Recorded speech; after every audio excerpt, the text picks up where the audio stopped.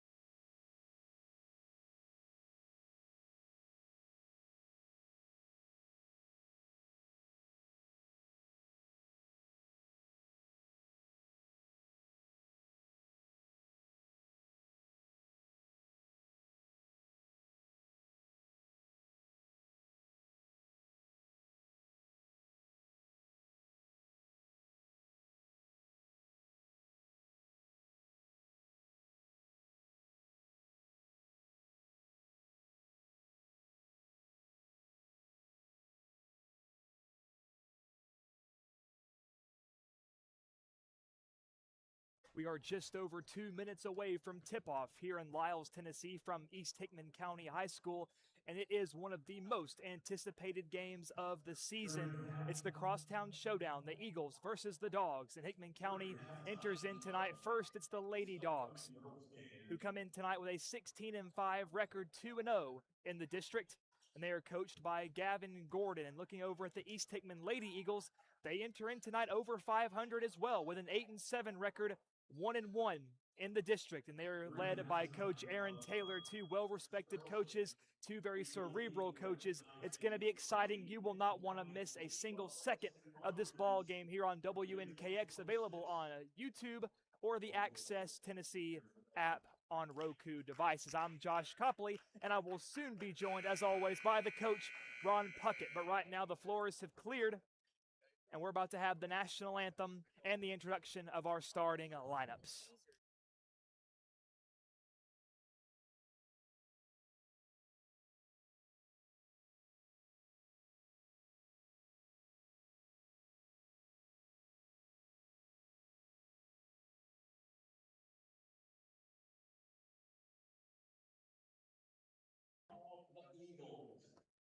Tonight's varsity basketball doubleheader has introduced the Eagle girls and boys hosting the Bulldogs from Hickman County High School. Before we introduce our players, everybody please rise as East Hickman sophomore Willie Caldwell honors America with the singing of our national anthem. Oh, say, can you see by the dawn's early light what so proudly we hailed at the twilight's last, whose broad stripes and bright stars through the perilous fight o'er the ramparts we watched for so gallantly stream, and the rockets like glare, the bombs bursting in there, gave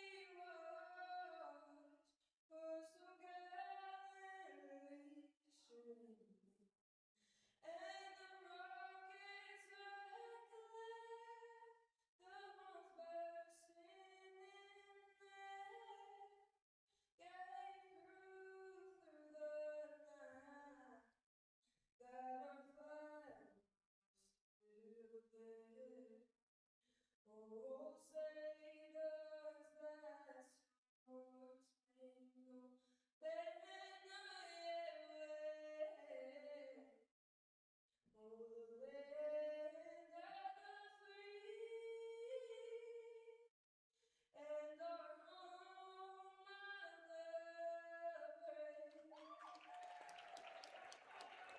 Thank you, Willow. It's time now to meet our players. We'll begin with the starting lineup for Hickman County. Number 2 is sophomore shooting guard Carly Everett. Number 3, senior guard Haley Gordon. Now, we just heard a wonderful rendition of the national anthem from a East Hickman student. It's a very hard song to sing, folks. Don't think it's easy. And how lucky are we, whether we're at Centerville, whether we're out here at East, to have such wonderful students that can lead the anthem with their own voices. Now we've got the introduction of the starting lineups here tonight. First, for the Hickman County Lady Bulldogs, it's going to be at number... If you remember last year, these East Hickman Lady Eagles gave the Lady Dogs absolute fits. It felt like the black and red just couldn't quite overcome the black and blue, whether it was in the regular season or whether it was in the postseason. How could you forget that incredible comeback the Lady Eagles were able to make last year in the tournament? Of course, they were led by, at the time, senior Ruby Cox, who has since graduated and is playing collegiate basketball for Bryan College. So we wish her the very best in her collegiate playing career. But this is also a different Hickman County team than what these Lady Eagles saw last year. The Lady Bulldogs are more seasoned. Of course, last year they relied on the young hands of Carly Everett and Ava Floyd. But now they've bumped up. They're more experienced. They're ready for this environment, this hostile East Hickman County crowd. And we would have it no other way. It is a packed house here at East Hickman High School. And we are underway. Kramer tips out to Floyd. Ava, top of the key to Gordon. Ava wants to drive, wants to take it herself. That shot was blocked underneath by Brooklyn Adams. And it's going the opposite way. Caps, jump stop, right of the paint. Hits off the back iron. It's a foot race for the ball, and Haley Gordon wins the race. Floyd going back the other way. Pass, Everett for three. It's good, and the Lady Dogs strike first on the road.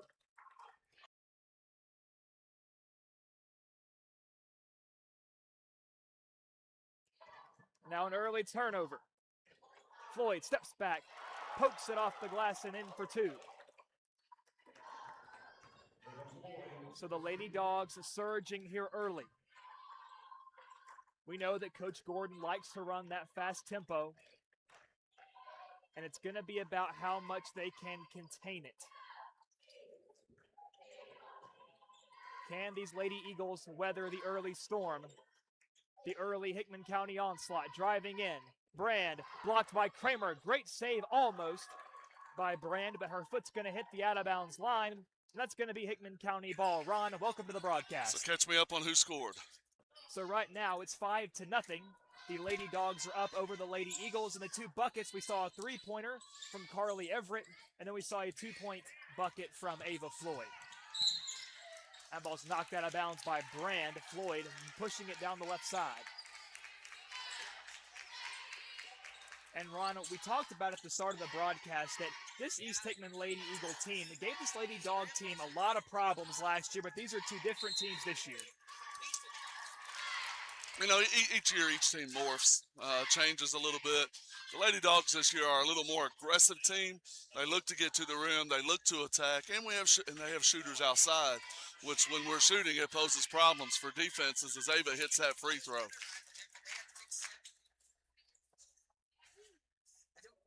We also mentioned, Ron, that despite the impending winter storm that we've got coming our way this weekend, whether it be ice or snow, that's not going to stop both of these fan bases from packing the house here tonight. Last chance to get out. You better enjoy it. No better place to be. We thought about pulling up. Pass inside to Brand, now to the corner. A lot of quick passes from these Lady Eagles. A player to watch who East Hickman leaned on a lot last season was the girl that just passed it into the hands of Zoe Chilton. It's Lauren Terlecki, and now it's Floyd driving. Her shot was blocked by Adams. But Ron, going back to Lauren Terlecki, she was a young player last year, a bit inexperienced, but Coach Taylor relied on her quite a bit.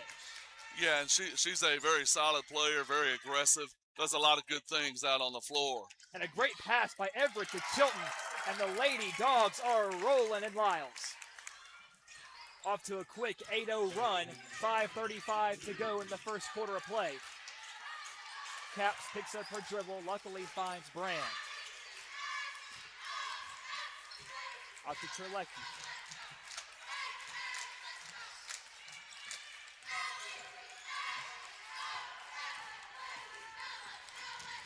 Gordon following Laurel and Jones at the hip pass, looking for Terlecki, but it goes out of bounds into the Eagle fan base, and it's going to be another turnover committed by the Lady Eagles. And Ron, you mentioned the aggressive style of play that these Lady Dogs like to implement, and it's been giving East Hickman a lot of problems early tonight.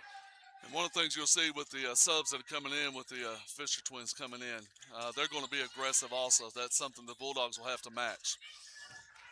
And I want to talk a little bit as East Hickman almost forces the turnover. Floyd stays with it. Off balance, shot off the glass too long. Somehow gets her own board. Brand with the block and a save, but it goes back to Haley Gordon. Her shot is short. Tipped out of bounds. Some friendly fire on behalf of East Hickman, and it's going to go out of bounds. Hickman County ball. But Ron, these East Hickman Lady Eagles are going to love having the Fisher twins back. We know there was a lot of uncertainty with those two. We know they transferred over to Nashville Christian, but here they are right back at home in East Hickman. And they will help Coach Taylor and the Lady Eagle team. And Coach Taylor taking a timeout here early. And Ron, I mean, how do you contend with this early aggressiveness of Hickman County?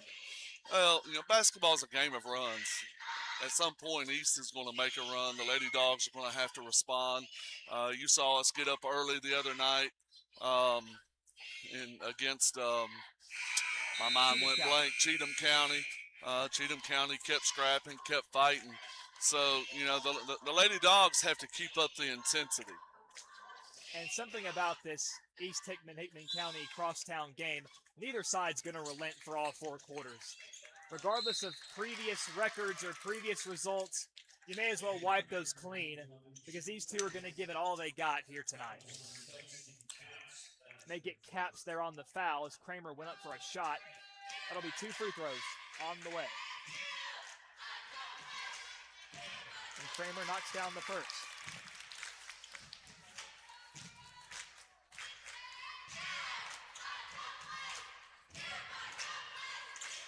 And the second one falls for Kramer.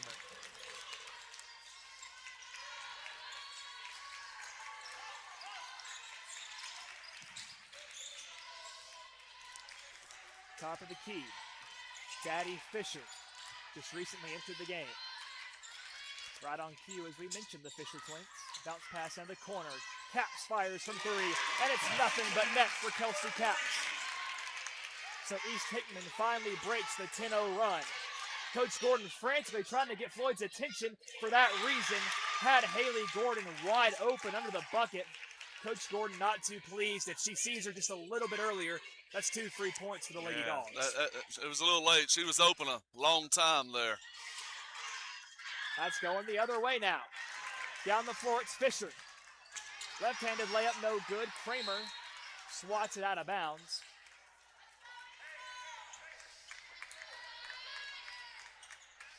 The Lady Dogs enter in tonight wearing the black jerseys, red lettering. East Hickman with the white jerseys, blue lettering. Passes out, long two. Too long, and Gordon wisely lets it roll out of bounds. The shot attempted there by Aubrey Fisher. One thing I am noticing right now, Lady Dogs have not subbed yet. East has subbed 4, 5, 6 times, so one of their game plans is going to be to try to wear us down. And we saw in the game against Cheatham County earlier this week, towards the latter stages of the game, Hickman County certainly showed some signs of fatigue. Now a good defensive possession. Oh, a nice move by Everett. Takes it all the way to the glass. Good little Euro right there. And a timeout called by Coach Gordon, wanting to give his ladies a rest.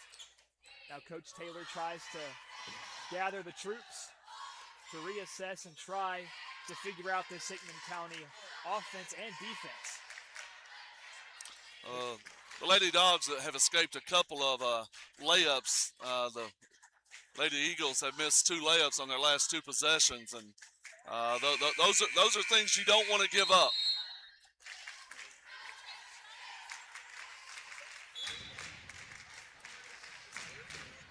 We noticed a new look tonight for Carly Everett, Ron. She's rocking the headband. I wonder if there's any superpowers in that. Probably not. Unless you consider superstition a superpower, because she's playing really well so far tonight.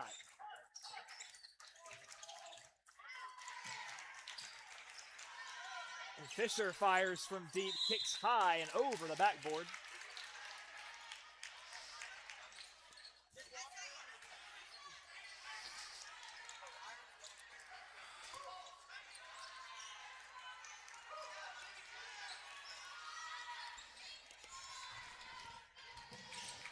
Inside to Everett. Oh, didn't see the pass until the very last second.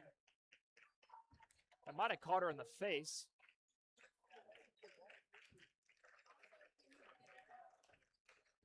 And the Lady Eagles have a chance to respond.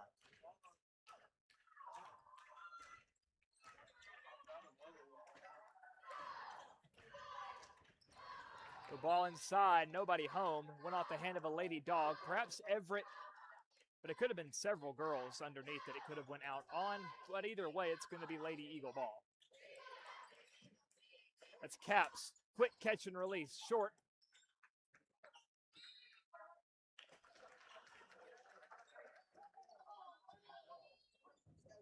And we know one of their most prominent scorers last year was Kelsey Caps, so no surprise to see them leaning on her early. Yeah, they're going to run a lot of the offense through her. We talked about earlier, Ron, that East Hickman's without one of their superstars, someone who's been a staple of Lady Eagle basketball, and that is Ruby Cox, who graduated last year. So now that begs the question, who's going to step up? Well, there's a lot of points and a lot of rebounds that they have to fill there. Floyd, step back three. Missed. And a nice board there by Addie Fisher. Had to contend with Bailey Kramer. Driving through. Aubrey Fisher can't get it to fall. It's a scrap. Caps and Floyd. And it's a jump.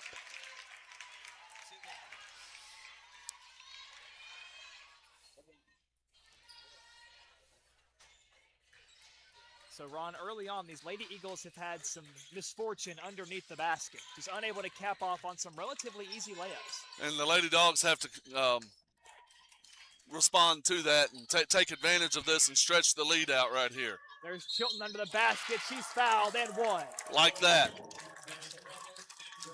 That's going to rile up the Hickman County crowd. And a chance for a three-point play from the senior, Zoe Chilton. And in games like this, where there's a lot of energy, a lot of animosity, you look to the upperclassmen, you look to the senior leaders for guidance, to get you through the ball game. And Chilton completes the three-point play.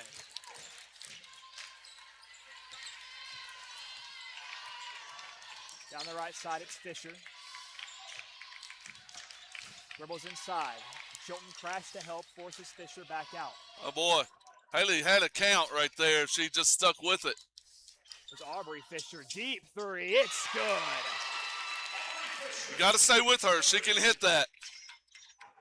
Now Floyd driving down in a hurry. Pass. Everett. Corner. Missed. Rebounded by Gordon. Out to Floyd. Long two.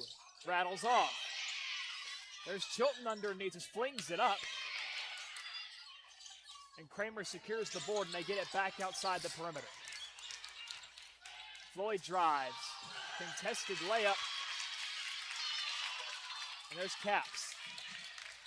Caps driving down the floor, puts up a floater as she hits the floor. Give to Floyd. Call a charge. An offensive foul called on Zoe Chilton. Just over 90 seconds left to play in the first quarter. Lady Dogs 15, Lady Eagles 6. And right there, Ron, there was a lot of cardio back and forth, a lot of running without stopping. Well, there's been a whole lot of running in this game. It's up and down. It's fast-paced. You're going to see a quick game. It's inbounded to Fisher. Goes over to Addie Fisher. Gordon standing right with her. She crosses the logo. Fisher stops, has an open look. It's off the front iron. It's tipped up. And there's the career 500 rebounder, Zoe Chilton, adding some more to her totals. And Floyd tries to drive and was tripped up. That'll be a foul called on the Lady Eagles. They'll get number 25, Miley Brand.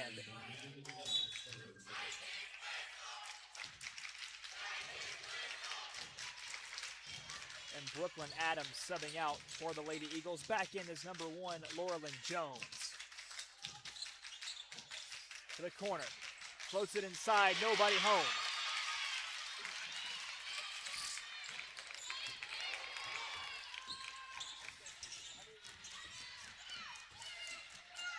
Aubrey Fisher fires again. This one not going to find its home. And the putback attempted by Jones is missed, but she's fouled and will have a chance for a couple of free throws. And Ryan, just a quick observation. It seems like Aubrey Fisher and Carly Everett have a very similar game. They both like those long-distance three balls, and when they're hot, they're lethal. They can both knock them down. That first free throw by Jones is good. Zoe Chilton getting a breather. Back in is Bailey Kramer. We see Brand walking over, having a talk with Coach Taylor after that last foul.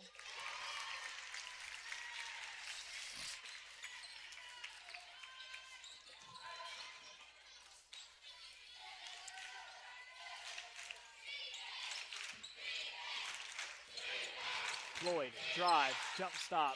Her shot's well short. Usmata got a hand on it, and a whistle blown underneath, and that's going to be a foul going against the black and blue.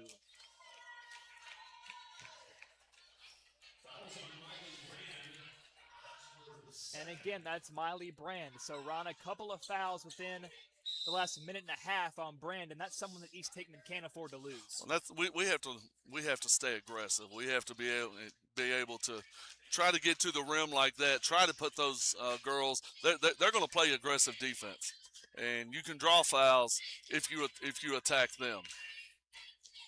And Kramer's got the first free throw, and Caps checking in for Brand.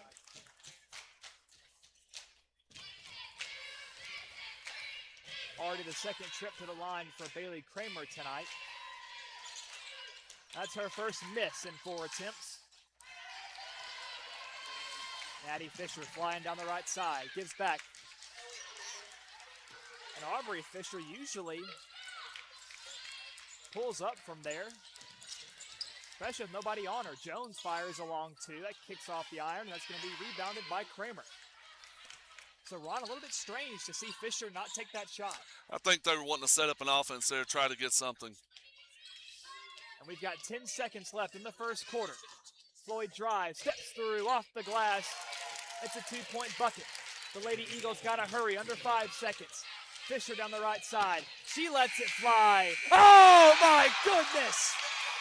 And she nailed it. And Fisher swishes it from half court. That was unreal. So a momentum boost for the Lady Eagles as the first quarter concludes. Your score, Dogs 18, Eagles 11 when we come back. WNKX, the sound of Centerville, proudly welcomes you to this broadcast. This broadcast of Friday Night Lights on WNKX is brought to you by Ascension St. Thomas Hickman Hospital. MLEC and ML Connect, your trusted source for power and broadband. Pizza Hut of Centerville. McDonald Funeral Home and the McDonald Family. Heritage Bank and Trust and Three Rivers Community Health Group in Lyles. We appreciate these trusted local businesses for making this broadcast possible. We will return in just a moment.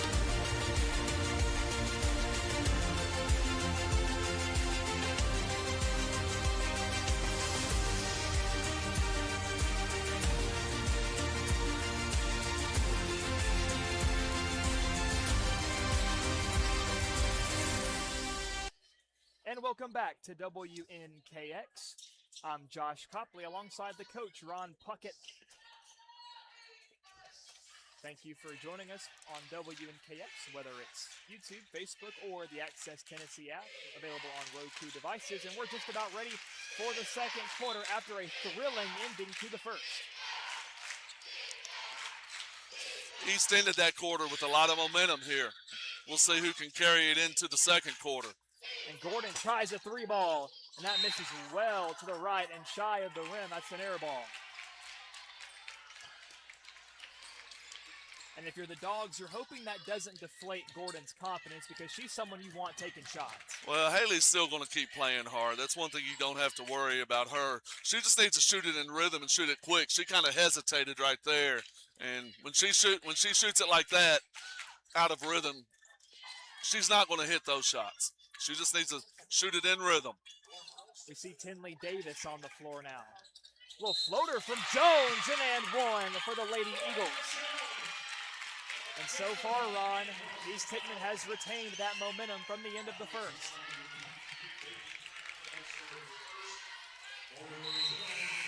What a shot by Laura Lynn Jones. And they're going to count it. Tinley Davis subbing out in is Zoe Chilton.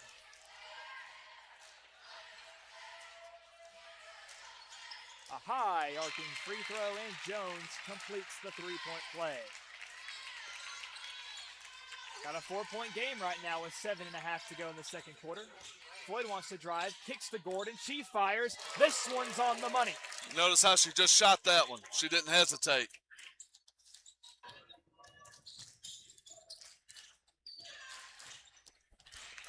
Jones near the volleyball line, guarded by Chilton. Jones has stepped up into the primary ball handler role. Her and Addie Fisher both. Fires from the corner. It's Jones. And a box out by Floyd. Caps was in there trying to get the board. Oneva lost it.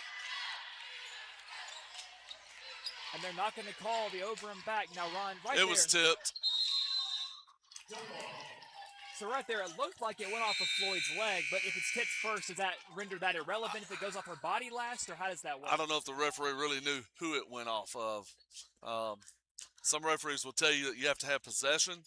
Others will tell you that a touch is enough. So a pretty safe call right there, as the initial loss of the ball was caused by a defensive player. Caps contested 3. Misses short, and it bounces right into the hands of Ava Floyd. Ava drives, left-handed, and she's fouled by Caps.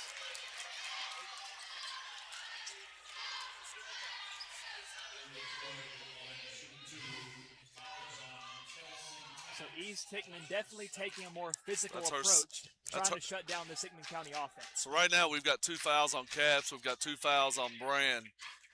Those are their physical enforcers inside.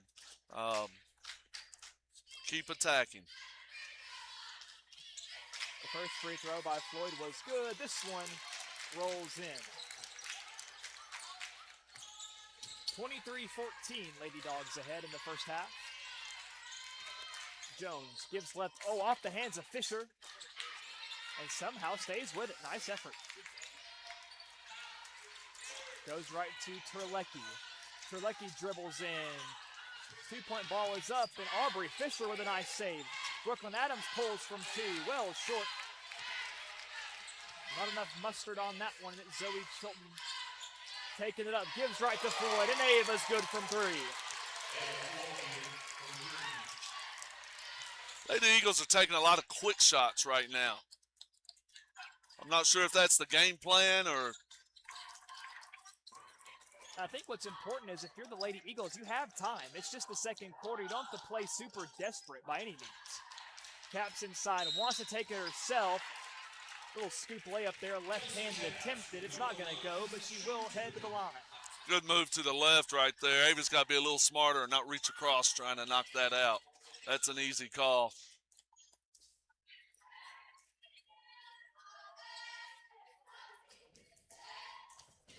And with this Lady Dog defense, points might be at a premium for these Lady Eagles, and free throws are what you absolutely have to have.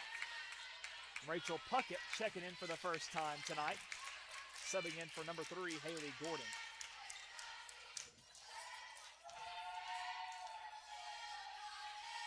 And Cap's second free throw to switch.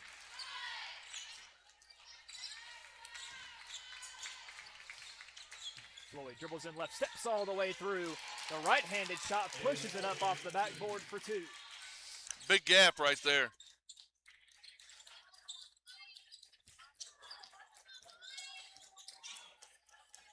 Jones wants to take it herself, and it rattles in. It's always got to do a better job of cutting her off and moving her feet right there. She just kind of let her dribble right around her. And Floyd tries to answer back with a drive of her own. This time she's fouled.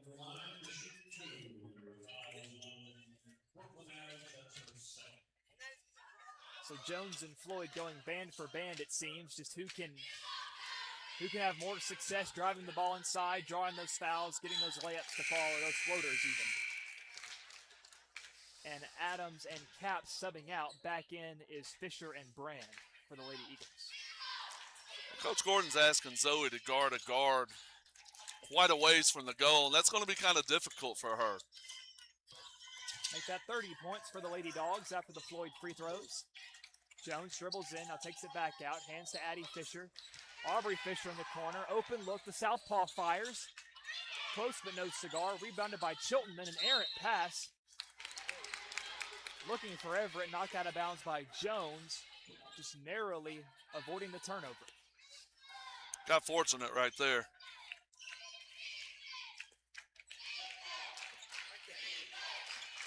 Screen by Kramer, Floyd fires from 3. Kicks off the Gotta back get back. iron, rebounded by Fisher. Terlecki pulls up and gives to Aubrey Fisher. Now right to Jones. Jones drives, floats it out to Fisher. She fires from 3. There's Chilton on the board.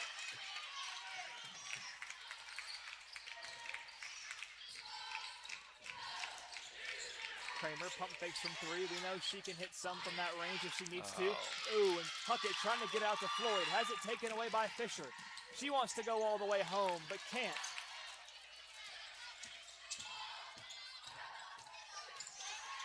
Nice little move by Floyd. No look pass out to Everett. Back to the corner. Floyd all alone, and she makes them pay. Good job. And a timeout called, and these Lady Dogs are relentless. 33-17, Hickman over East with 3 minutes and 38 seconds left in the first half. Kind of the difference in the game right now. East has missed a lot of layups, and we're able to convert and get some second chance points.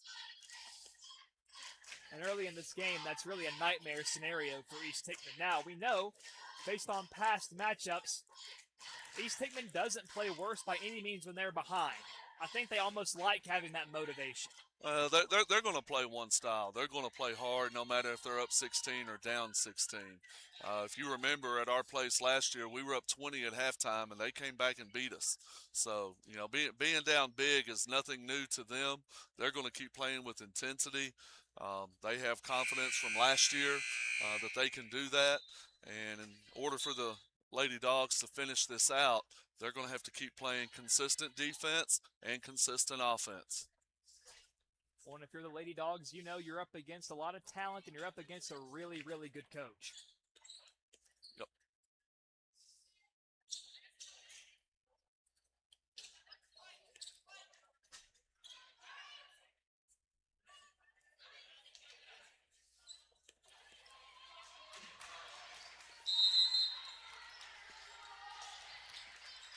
We're back out of the timeout. Addie Fisher, pass Floyd. Goes to the corner, it's Terlecki. She wants a three.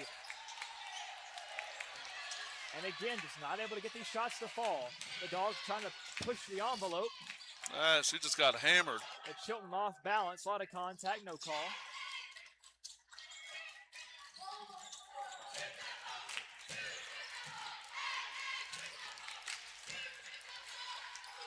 There's Fisher, top of the key, goes left. That shot is blocked by Kramer. As we've seen her do so many times this season, Chilton was trapped between two Lady Eagles, and a foul is going to be called against East. Cap subbing back in for the Eagles. She's in for Brand.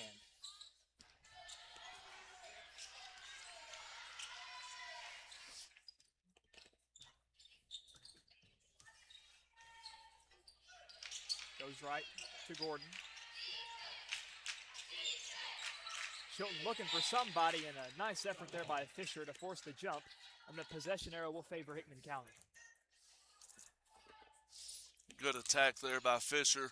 She saw Zoe was looking the other way, so she just went and grabbed the ball. There's Floyd, pulls from the free throw stripe. Offensive board for Chilton. Floyd tries again, second time's the charm for Ava Floyd.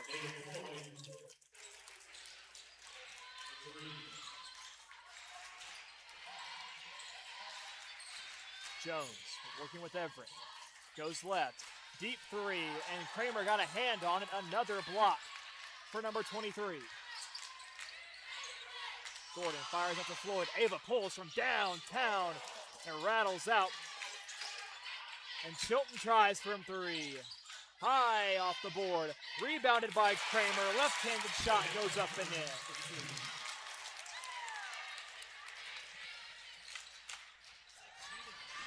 Addie Fisher pulls. Long two.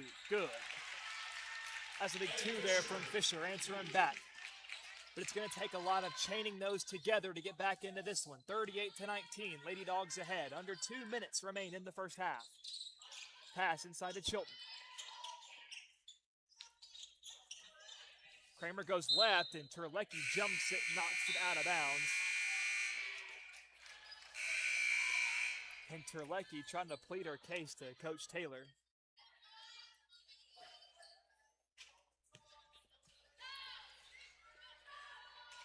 But if you keep getting your hands on passes, good things will eventually start happening for you defensively.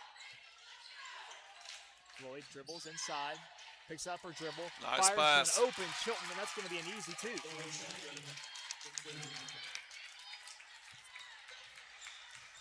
Fisher looked like he was about to pull up and goes left to Caps. They haven't caught a lot of walks tonight on either side. Caps dribbles through, shot goes high, and into the hands of Chilton. Floyd trapped. Shoots it over two defenders, and what a shot by Ava Floyd. That was a tough shot right there. Little fall away over two defenders. Inside Fisher spins through. Can't quite get it to go, and Kramer again. Just dominating the interior. Oh, and Floyd has it knocked loose, but it still finds the hands of Everett. Out to Kramer. A little bit late again. Zoe did a good job trying to battle it. But Carly and Bailey were just a little late. Zoe had the mismatch inside. They just couldn't deliver. And good defensive pressure there by Brand to ensure that Chilton couldn't stay with it. And it's going to go out of bounds. Lady Eagle ball. 42-19. 30 seconds to play in the first half.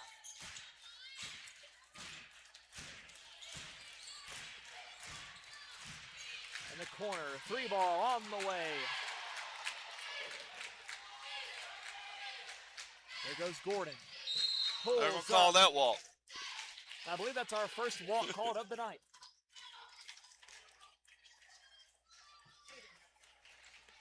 A lot of disciplined footwork on both sides, I guess, if we're getting to 11.5 seconds in the half with no calls. So the Lady Eagles going to try to break the press of Hickman County to get some end of half points. And they need them here. It's going to be Fisher right side. That's going to be Lady Dog ball. Carly Everett forces the turnover. 8 seconds left. And a timeout is called by Coach Gavin Gordon. Ron, I'm sure that timeout just to draw up something for the end of the half. It's going to try to get one last good shot here. Finish the half with points. Finish with momentum. Hickman County currently in control, up 42-19, but as we know, no lead's ever safe with a whole half left of basketball, so every bucket that you can get absolutely matters, and that goes for both sides.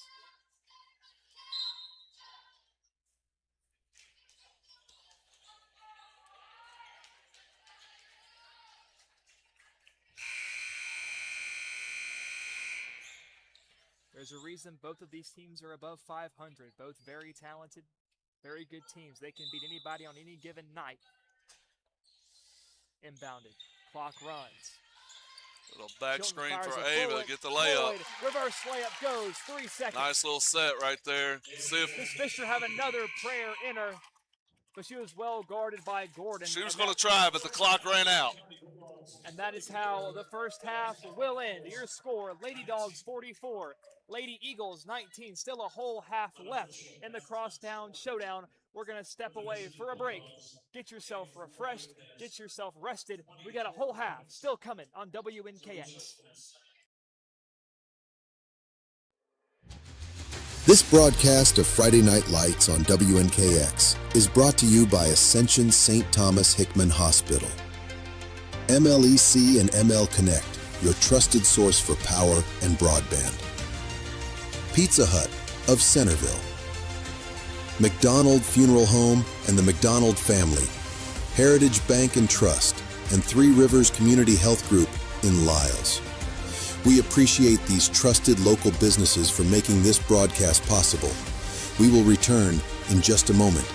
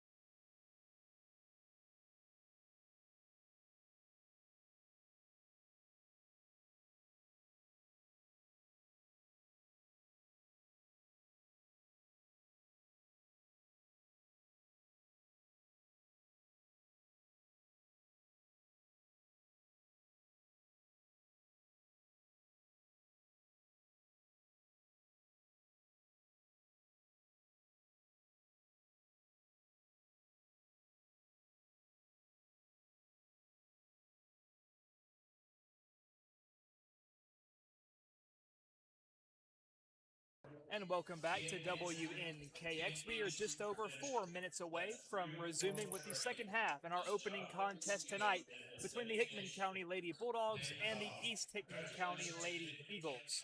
Of course, the crosstown showdown that we've been waiting all season for is finally upon us. And Ron, it was a first half that was dominated by the Lady Dogs. So what do the Lady Eagles need to do going into the second half? Well, the first thing they're going to have to do is stop Ava Floyd. She's got 24 points at halftime. She's hitting threes. She's getting to the rim. She's been pretty much able to do whatever she wants to do. And so that's got to be the first key for the Lady Eagles, is to find Ava wherever she's at. If you got a double teamer, you get the ball out of her hands and take your chance with the rest of the Lady Dogs. So absolutely, that'll be step number one, but that's definitely much easier said than done, stopping Ava Floyd. Not a lot of teams have been able to do that successfully this year, but if anybody can organize a plan to containing her, I'm sure Coach Taylor's got it in him.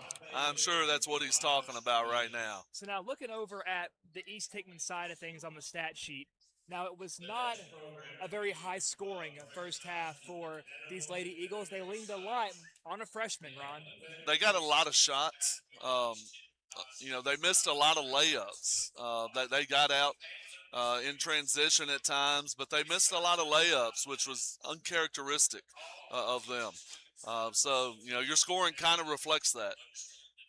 And look at the scoring. It was Laura Lynn Jones who was leading these Lady Eagles in scoring. She had 7 points on the night, so I think they'll be leaning on her a lot going forward. Now, we know the Fisher twins are very good scorers in their own right. Addie Fisher, very good ball handler, but it almost seems like Laura Lynn Jones has been given the nod tonight as the primary ball handler for this Lady Eagle team. Well, she's got a post player guarding her. Zoe's not normally someone who guards out there, so they're putting the ball in her hands. And, the Lady Dogs' plan is to guard Kelsey, to guard Aubrey, to guard the others really, really closely. And so far tonight, it's worked. They're not hitting the shots that they've gotten. That can change at any moment. With East, I remember a game last year where they missed a lot of shots in the first half and didn't miss any in the second half. So still a long way to go in this one. And looking over it a little bit more, Aubrey Fisher had a three-pointer in the first quarter. Addie Fisher had 5 points in the first half on a 3-ball and a field goal.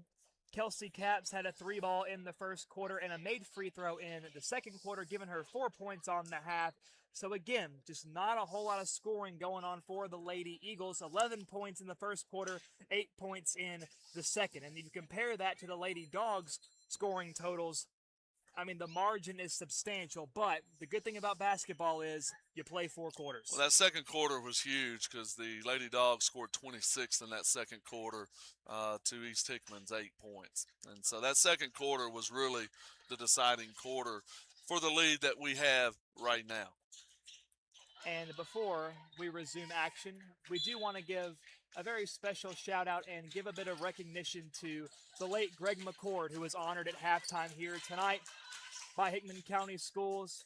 He was given a legacy award for all he's contributed to this county of Hickman, all the lives he's impacted. And a very special shout out to his family, including Miss Karen McCord. So we love that family, and we're so happy they got that honor here tonight. And we are underway here with the second half. And it was the Lady Eagles striking first. Ball in the corner.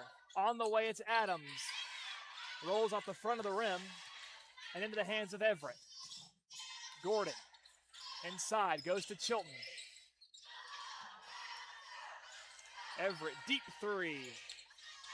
Rebounded by Capps. Good positioning there on Zoe Chilton.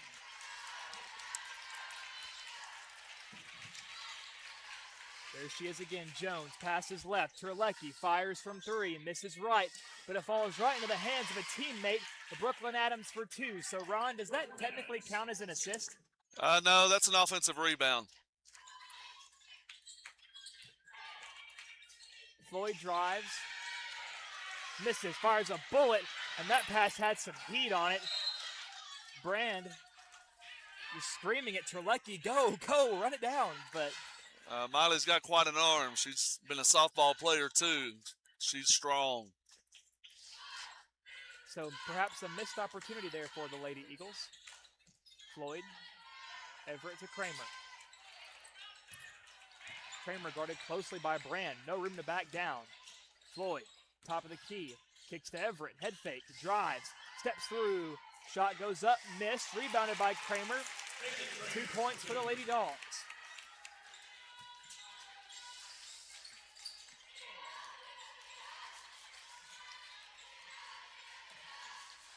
Ball in the corner.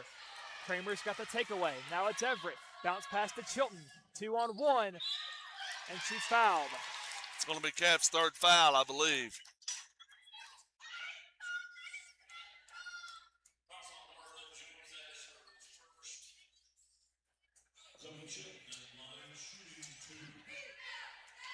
And I believe they're going to get Jones there on the foul. Get Jones instead. And Zoe's got the first free throw.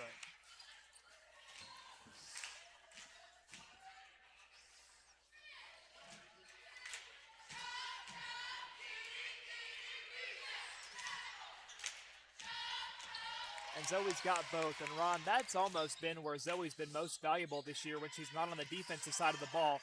And that's been her free throw efficiency. Yeah. Ava with the strip. Now Ava's guarded by Caps. And that foul's going to go against Caps. And that will be her third. And that'll be 2 shots for Floyd.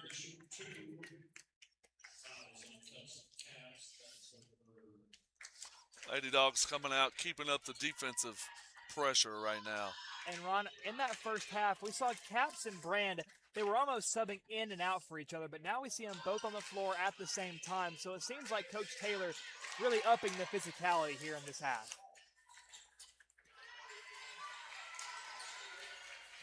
So the Lady Dogs have eclipsed the half-century mark. Jones off balance, hits off the left side of the backboard. Now Gordon. Nice pass. To Chilton and to Everett for 2. That was a nice fast break right there. Haley pushed it up to Zoe. Zoe saw Carly to her left, so she dribbled right to set her up. And again, it's the Lady Eagles trying to speed down the court. Looking for quick responses. Jones picks up her dribble, goes left to Fisher.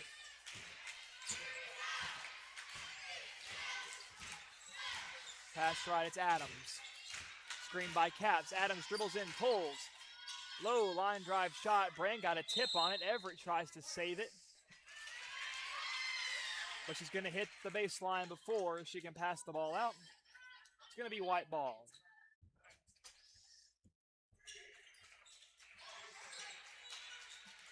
Inbound, Fisher drives, left-handed, little floater. Brand with the rebound, and the foul's going to be called on the floor on Bailey Kramer. Miley did a good job right there, getting inside position, getting the rebound, and then power dribbling back into Bailey, where Bailey had to make contact with her. Addie Fisher subbing in for Brooklyn Adams. Under 5 minutes to go in the third quarter, 52-23. Lady Dogs in front. Fisher pump fakes and a walk.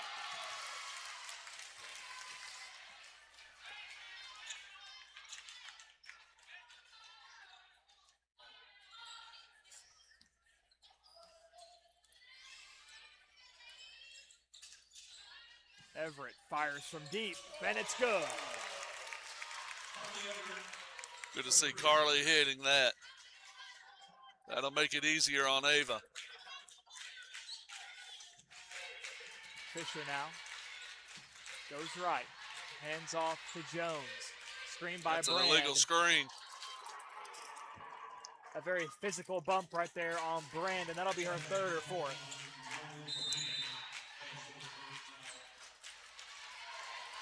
I think it's third. I can't quite hear it, and they don't put it up on the scoreboard, so. There'll be a timeout called on the floor. You know, that's where the guard just has to dribble a little closer to the girl setting the screen, because there was a gap there, so it's just instinctive. Take that step to close the gap, and the girl setting the screen can't do that.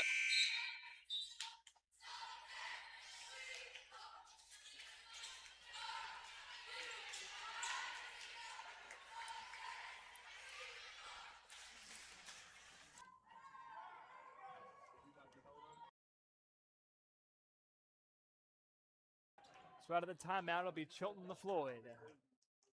Ava crossing the midcourt logo, going to be met by Aubrey Fisher, goes left to Gordon.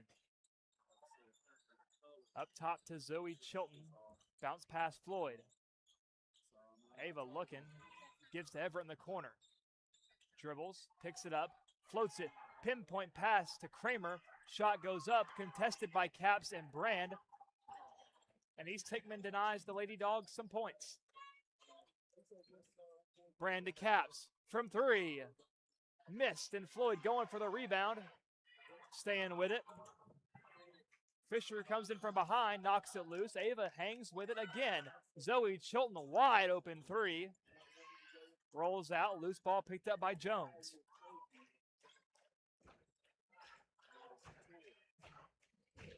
Goes right. Fisher fires inside to Brand. Brand's shot is missed, got her own rebound. Looking for help, gets it out to Fisher. Dribbles in, dishes back off to Brand. And again, nothing gonna fall.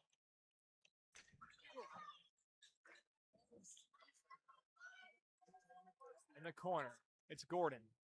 Goes up top to Kramer, just out of the reach of Aubrey. Fisher almost jumped it. Out to Chilton. Now Floyd kicks. Everett pulls from Highway 7 and just missed it.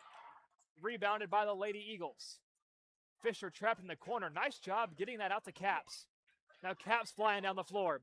She might want to take it herself. Tries to dish off to Fisher, but maybe waited just a little bit too long on the pass.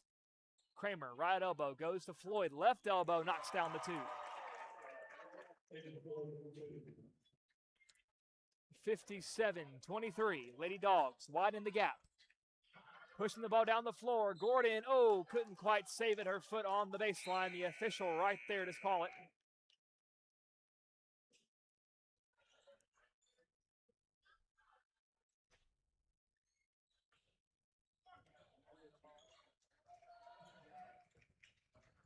Dribbles inside. Caps off the glass. Little jump shot off balance. Look, Derek Jeter-esque from Caps. Floyd drives.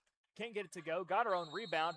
It is a massive humanity underneath. It was 3 or 4 Eagles and 1 dog and a jump ball. The possession arrow will favor the black and red.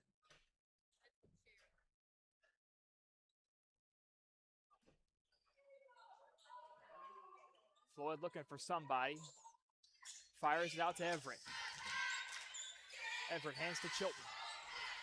Inside the paint, bounce pass, looking for Everett inside. Nobody home, and that's going to be East Hickman ball, well guarded on the interior.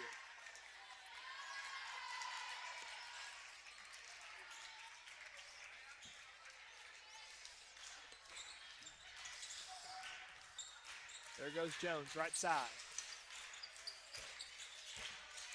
Gives left to Fisher. Screen by Caps. Hands to Jones. Hands to Fisher inside the Caps. Caps spins, puts up a 2, and it rattles in. Nice little turnaround jump shot there by Kelsey. That was some great ball movement as well to lead to that shot. Some quick, precise passes lead to a great shot from Kelsey Caps. Floyd hands to Gordon. Gordon dribbles left, out to Kramer. Inside to Ava, dribbling in over Jones, doesn't go. Davis trying to secure the rebound, underhands it to Kramer. Long lefty shot and a foul. It's going to go against the Lady Eagles. Good job by Tinley Davis right there, getting in there, battling for rebounds. She got one, kept another one alive. That's going to be called against number 44, Aubrey Fisher. Josie Hassel in the game now. And Floyd is fouled by Fisher. So Aubrey Fisher picks up a couple of fouls in the span of 20-25 seconds. That's the 5th foul, so we're going to the line.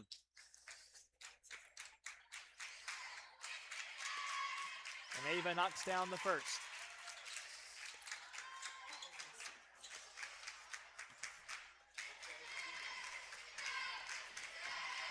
And there's number 2.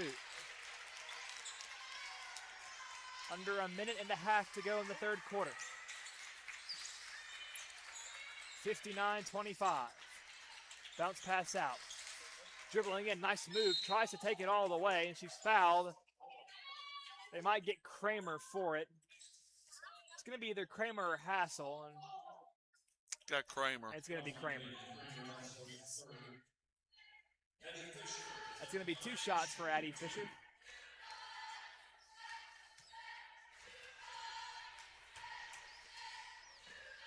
The first one just rims out.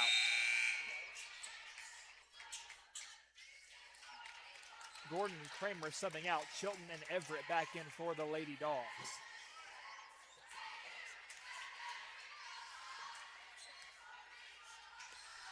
The second one's up and in. Back in is Lauren Terlecki, subbing in for number 10, Addie Fisher. Number 2, Terlecki, number 10, Fisher.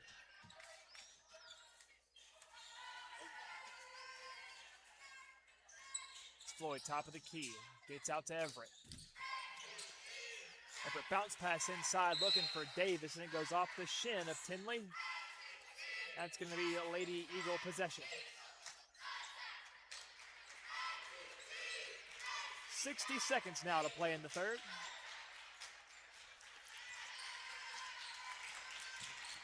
Caps guarded by Floyd, goes right to Jones. Screen by Caps. Jones dribbles in and floats out to Terlecki. Inside, floater off to the right. Rebounded by Hassel, bounce pass to Floyd, nearly a takeaway. Everett pulls again. This one off the rim, missed, and a couple of girls went up for it. It was Jones and Davis. They're going to say it was off of Laurelyn Jones, the Hickman County ball. Floyd, a bullet to Hassel. That's a hard pass to catch right there. But fortune favors the Lady Dogs. Everett puts up a shot. Didn't look too comfortable shooting that one there, and it's going to be a takeaway for the Eagles. 20 seconds in the third. Up top, it's Jones. Drives left-handed out to Aubrey Fisher. It's good.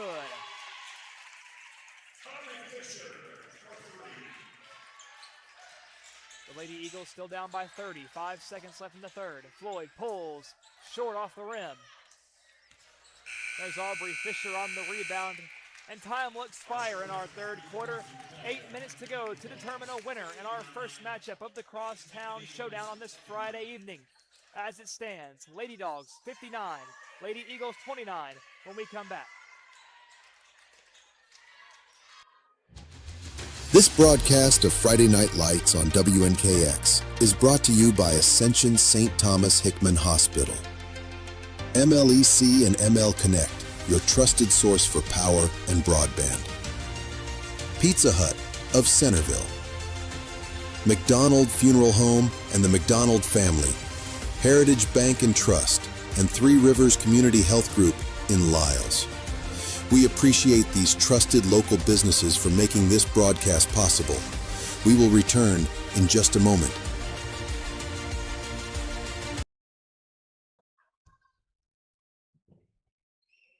And welcome back to WNKX. I'm Josh Copley, joined by Ron Puckett.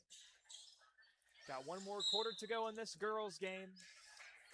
And it has been a one-sided affair thus far.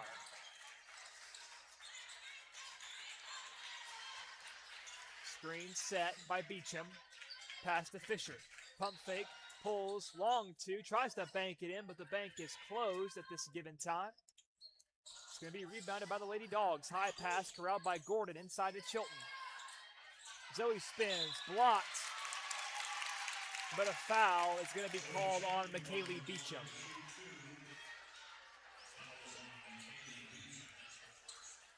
So, Ron, do you like that foul call right there?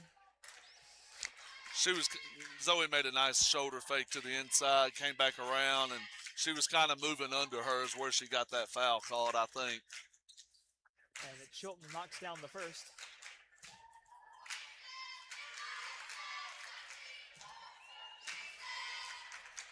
And Zoe continues to be a free throw machine at the line. And a quick takeaway from the Dogs, and Floyd rattles in a two. 63-29. And again, another loose ball. This time Aubrey Fisher stays with it. Bounce pass to Beecham, tries to go back to Fisher, and it's knocked out of bounds by the Lady Dogs.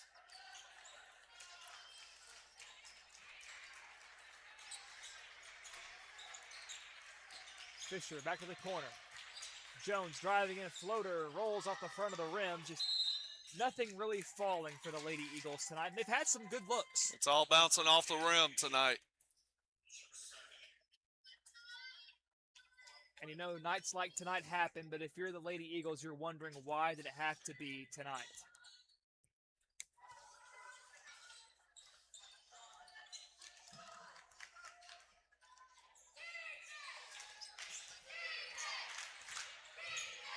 Floyd floats it inside. There's Everett. Out to Kramer. She fires from three. And a triple for number 23. And Ron, we've said it in broadcasts before, but Kramer doesn't pull up just all that often, but when she does, it seems like it's automatic. She's hitting a high percentage this year. It seems like she's not pulling up unless she knows she's going to make it.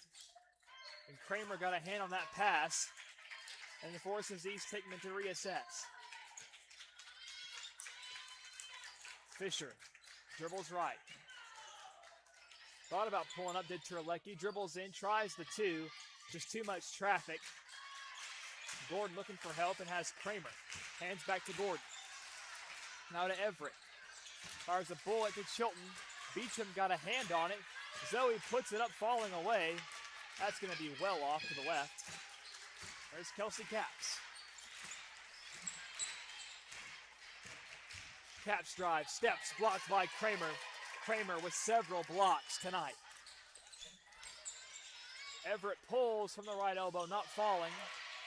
Picked up by Haley Gordon, and back to Kramer. Her shot falls short. And out of bounds. That's going to be off the Lady Dogs. And Addie Fisher, Miley Brand, and Brooklyn Adams all back in for the Lady Eagles. Terlecki, Jones, and Beecham subbing out.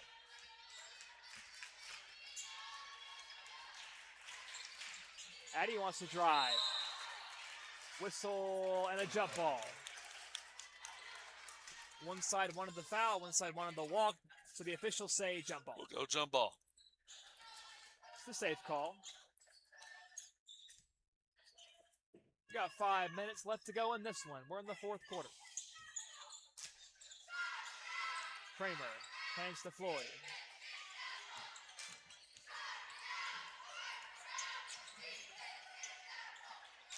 Gordon fires away, and there's a three for Haley Gordon.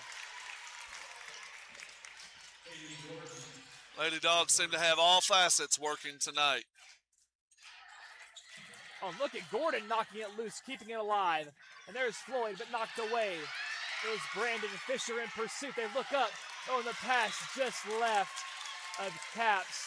Had her wide open. Brand throws her arms up in frustration, Ron. She knows she had her. That's kind of the night it's been for the Lady Eagles. Everything's just off by just a little bit. Floyd steps through, and Brand going to be called for the foul, perhaps venting a little bit of that frustration on that defensive possession. And given the score, Ron, the clock is going to keep on rolling. Yeah.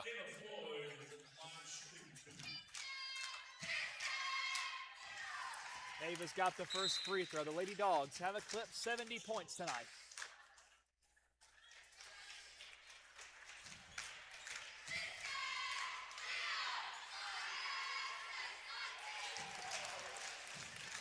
And Ron, it hasn't happened just all that much this year, but you know, if you're Coach Gordon, you see 70 points on that scoreboard, you know it was a good night. That's when your offense is clicking. Of course, against district opponents, that's when you want it to be clicking. You want to be firing on all cylinders in the games that matter most.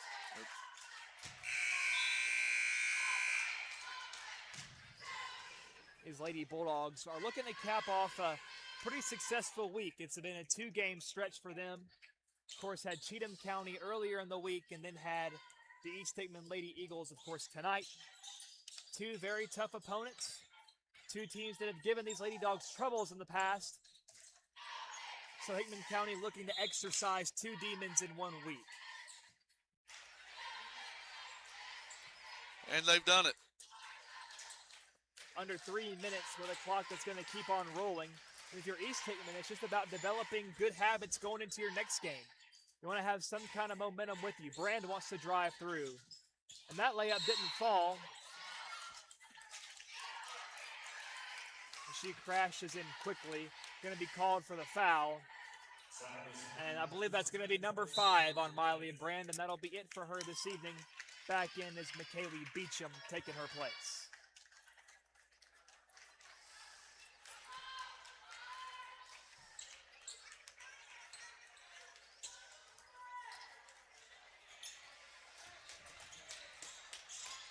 There's Everett inside to Kramer. It's loose. The Lady Eagles force a turnover. Under 2 minutes to play in the fourth. Past the corner. Fisher fires a contested three, and it's on the mark.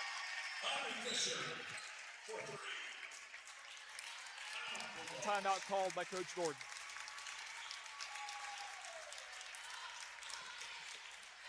But Ron, I think it's shots like that from Aubrey Fisher, those shots that you can take with you into your next game, that you can sort of feel like you were starting to heat up, you're riding a little bit of momentum despite the loss, and the only game that matters at this stage of the season is your next one. That is correct.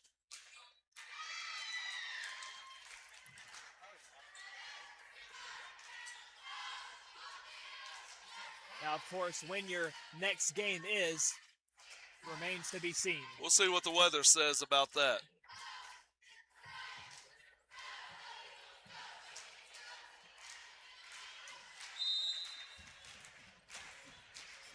And now we see the younger girls on the floor for these Hickman County Lady Dogs. We see Rachel Puckett, Tinley Davis, Aubrey Gordon, Josie Hassel, and Aubrey Anderson. It's going the other way. It's Aubrey Fisher. That's a 2-point bucket left-handed, and my goodness, that was a lot of Aubreys I just named off in succession. Yeah. It's a popular name around here, I guess. Puckett goes left to Anderson. Dribbles inside, steps through, scoop layup, and gets the roll. And once again, that's been the kind of night. One layup falls, the other one doesn't. And a timeout is called by Coach Taylor and the Eagles. Just over a minute left, 73-34. Lady Dogs winning big here in East Hickman High School.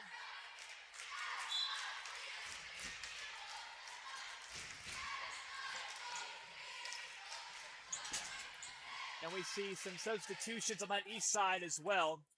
I think that was the real purpose of the timeout. Yeah, they were just trying to roll subs in.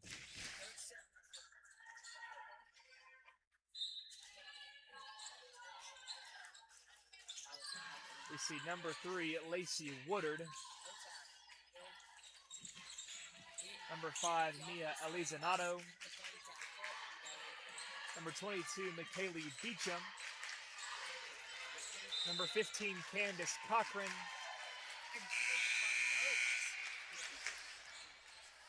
And number 32, Willa Gobble.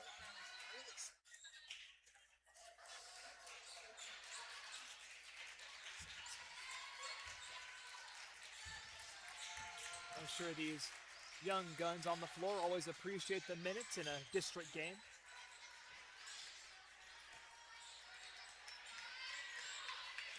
Got 20 seconds left in the fourth quarter. Anderson dribbling at that right wing, gives it up top to Davis. And they'll be content with just dribbling this one out.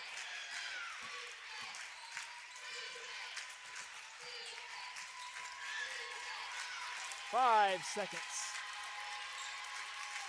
Davis still hanging with it. And that'll do it from East Hickman High School. The Hickman County Lady Dogs go on the road and get a big win over district rival, the East Hickman Lady Eagles, by a final score of 73-34. And it was a heck of a game from this Lady Dog team. It seems like they could do no wrong in this one. And for the Lady Eagles, just nothing going right. Well, it was a game the Lady Dogs have been waiting for a long time. There's been games in the past they thought, last year that they could have won, that they let slip away.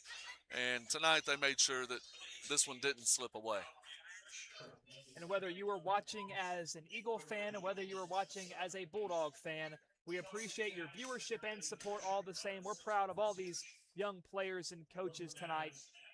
no matter whether they're wearing blue or red. Once again, your final score, Hickman 73, East 34.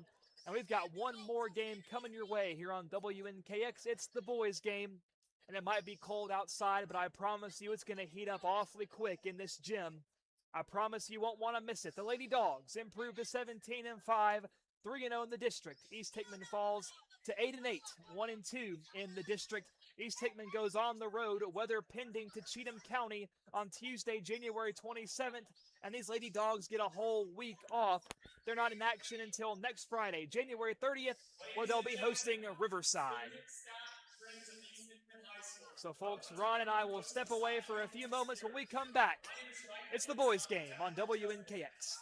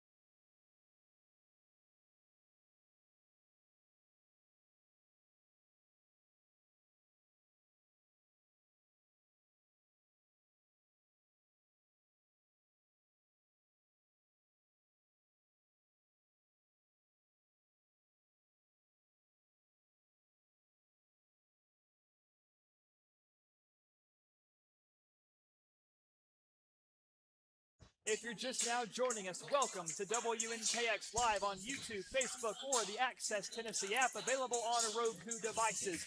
It is a chilly January evening, but it is warm inside the gym here at East Hickman County High School for the long-awaited crosstown showdown between the Hickman County Bulldogs and the East Hickman Eagles. The Hickman County Bulldogs enter in tonight 13-5, 2-0 in the district, and they are riding a 6-game winning streak. These Bulldogs are red hot. And the East Hickman Eagles, they've had some struggles this year. They enter in 2-13, 0-2 in the district. So, Ron, we have a tale of two teams. One team that's been hot, one team that's been cold. But as we've said, in a rivalry game, you toss it out the window. You throw records out the window in a game like this. Both teams are going to come in. Both teams want to win.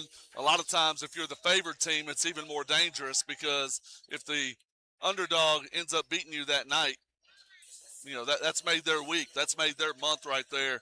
And while you're expected to win. So the pressure's on the Bulldogs here tonight to perform at the level that they've been performing.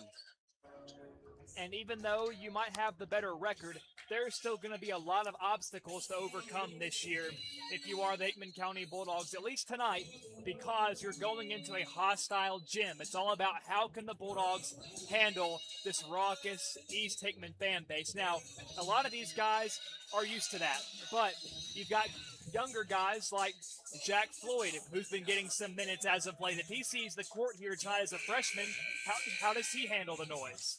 You know, I think he's going to come out. He's going to play the way he always plays. When you look at a key for tonight, I think the key is going to be defense, and that goes both ways. The defense are going to look to, or the Bulldogs are going to look to impose their will on defense, to create turnovers, to create easy scoring opportunities.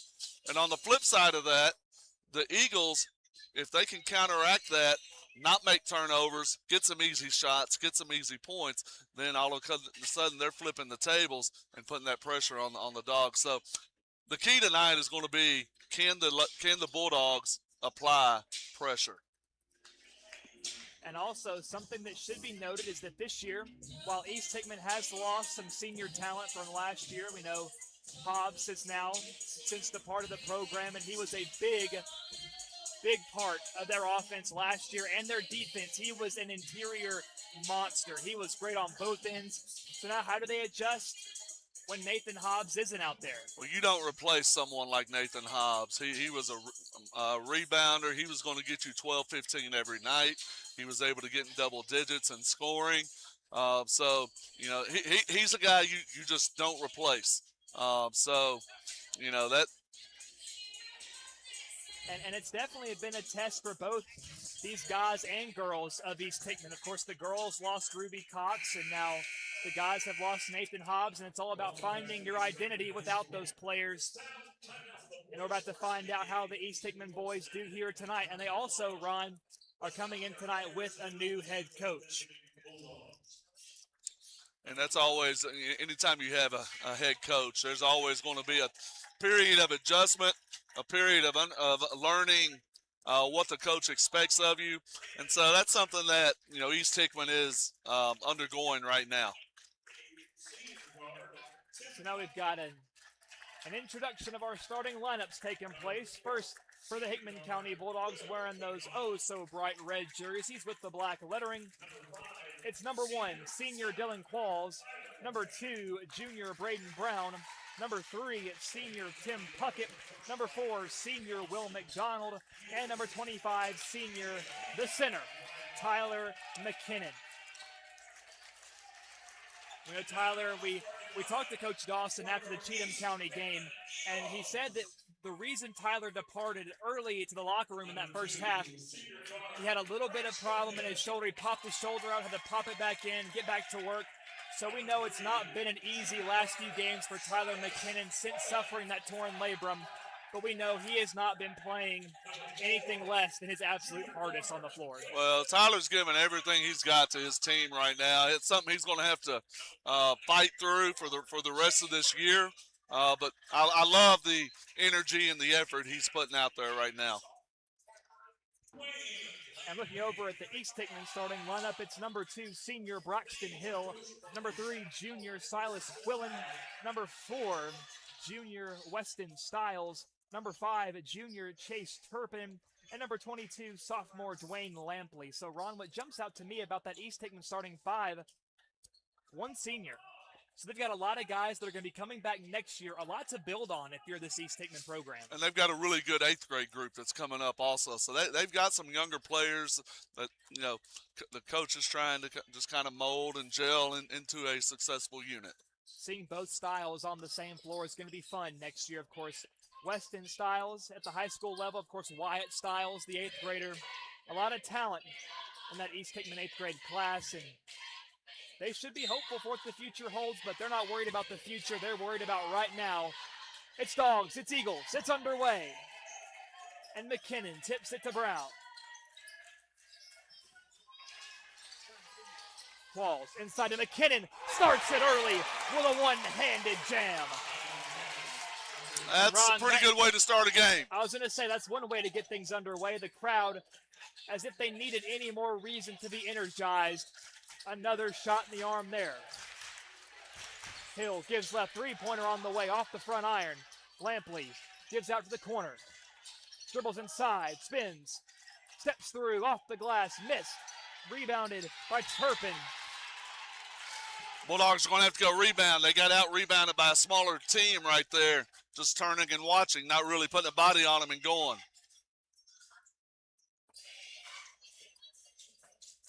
Hill inbounds to the corner.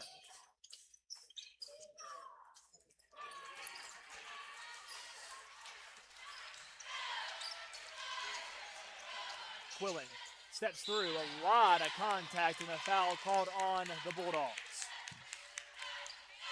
Silas is really good at being able to penetrate, find gaps, and create contact like that. That's something Dylan's going to have to watch out for because Silas is the guy on that team that's going to be able to create. Past the corner, three ball on the way. It's money for Silas Quillen. So not only can he draw fouls, he can also shoot. He can shoot. He can score. Inside the Qualls. Puckett. Tim drives. Bounce past to McKinnon. It's loose. And a kickball is going to be called on the floor.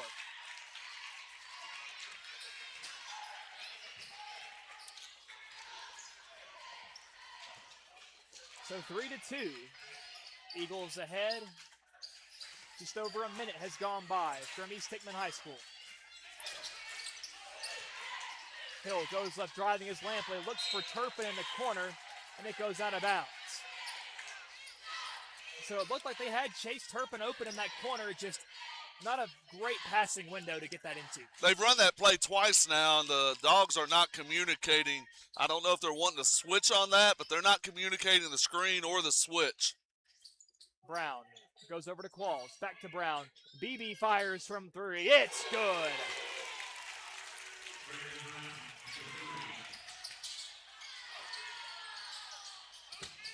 So Braden Brown saw Silas Quillen's three and said, you know what? Let me give it a crack, and he does. Quillen dribbles left. Brown staying right with him. Quillen drives, step back. That's going to be a foul. And Ron, going back to what you said earlier, the way Quillen was able to maneuver his body in the air to draw that contact, it's a great offensive play. The Bulldogs are going to have to not block shots. Braden right there played great defense, except he tried to jump up and block his shot. If he had just let him shoot that, I doubt that Silas would have been able to hit that. It would have been a really tough shot if he did. And Quillen knocks down the first free throw, 5-4. Chance to tie it here early. And he does. 5-all. 6 minutes to go in the first. There's McDonald. Up top to Qualls. Passes right. Brown fires, and he's the hot hand for the Bulldogs. Eagles are playing a 2-3 zone. The Bulldogs will get those shots all night long.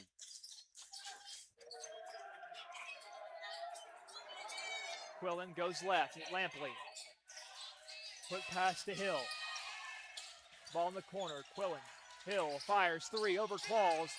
Almost a bank shot there, but off the rim, and here comes McDonald. McKinnon out to Qualls. Back to McKinnon, lost it, and the shot's waved off. Call 3 seconds. Maybe Tyler never got out. But right now, if you're East Hickman, you know you've done your homework on how good of a shooter Will McDonald is and how good of a shooter Tim Puckett is. But then all of a sudden, Braden Brown comes out here, knocks down 2 threes. Does that throw a wrench into your game plan at all?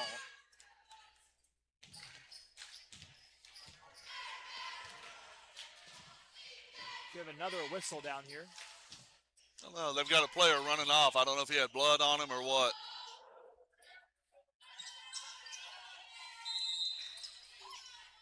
And a whistle and a foul. Got Dylan on a hold. That's his second.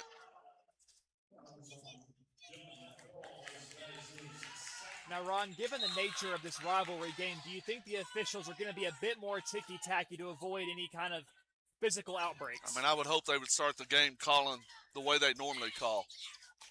But they've called more touch fouls here than... When Brown runs it down,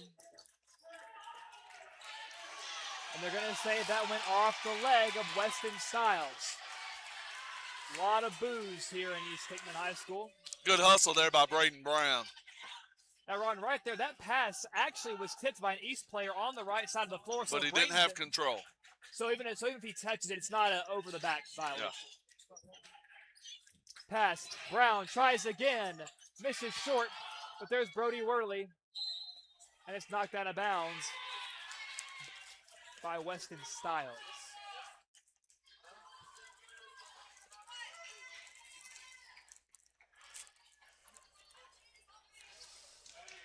Well, if they'll throw the ball right back to Tim right here, he'll have a shot. Puckett, corner, money.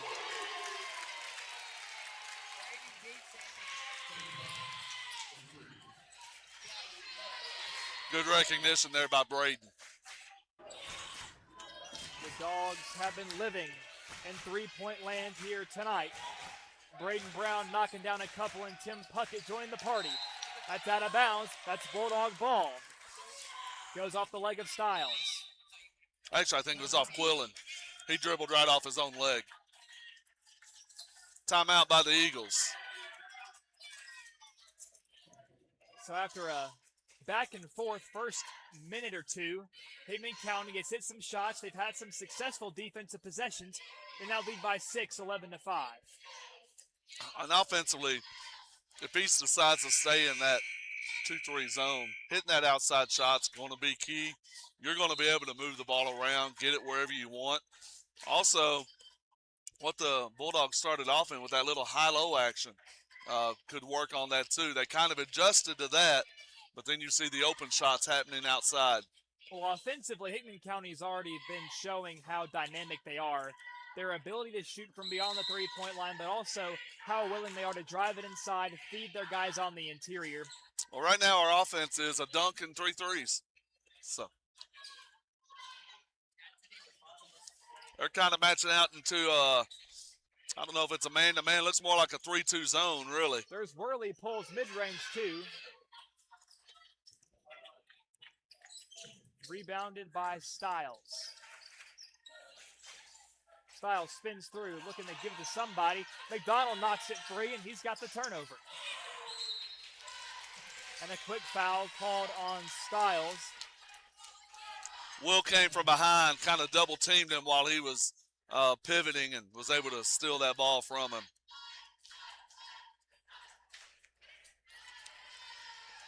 So what you see now is East is kind of extending that zone out to an extended 1-2-2 zone, almost a 3-2 to try to cover the outside. The Bulldogs will attack it. The corners will be open. There's Puckett, deep shot. Short. Short, but right there's Brody Worley. Turns around, tries to put it back up on the top shelf. Missed it, and it's rebounded by East. So Worley's had a couple attempts now, hasn't gotten either of them to fall.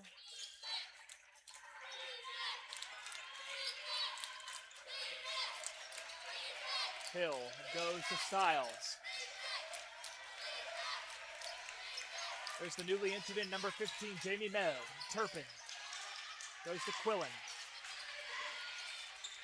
Silas to the volleyball line, guarded by Puckett. 3 guarding 3.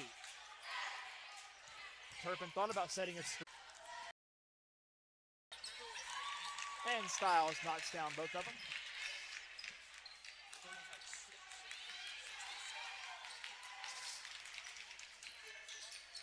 Brown at the wing, dribbles inside, bounce past McKinnon.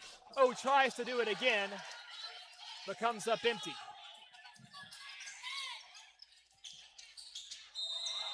Spins through and a walk. Quillen going for that spin move, just lost his footing. He's trying to draw the foul right there, but Tim was smart and kind of stepped away from him. We call it pulling the chair out of somebody, where they're wanting to feel that contact, and you step away and they don't feel that contact and they lose their balance.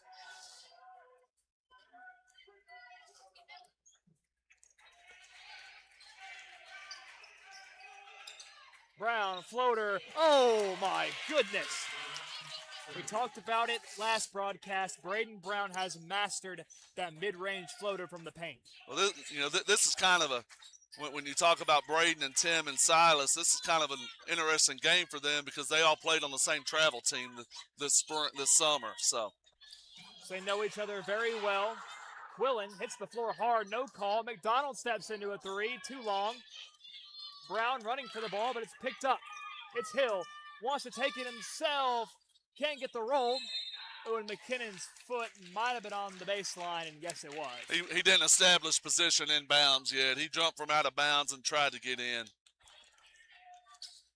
Meadow fires from 3, and nothing but net for Jamie Meadow. We're at a 3-point ball game.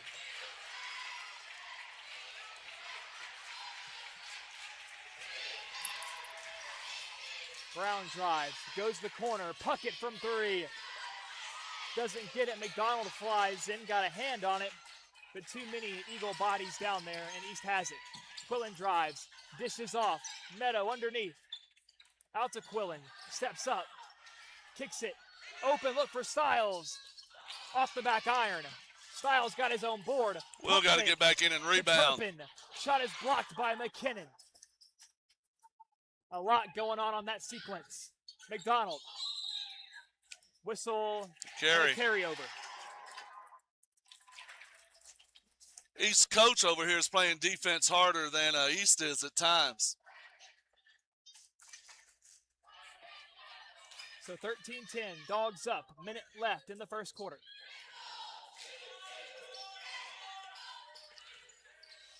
Turpin goes right. Now back up top. He's got it.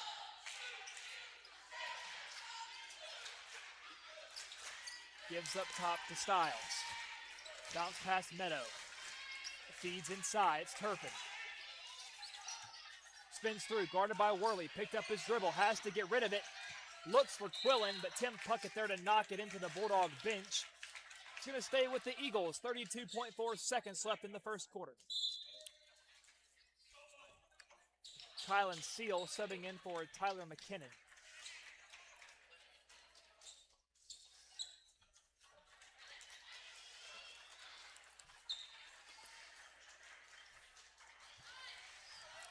Hill to throw it in. Floats it to Styles. Styles wants to drive. A lot of Bulldog bodies there. It's going to be a walk. They're going to call a foul. And they'll get a blocking foul on the Bulldogs.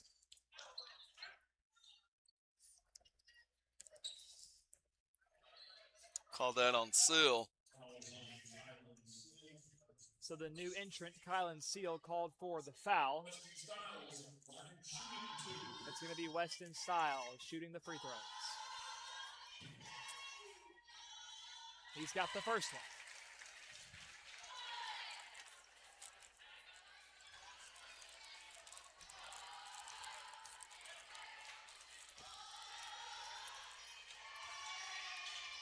And the second one rattles out, picked up by McDonald.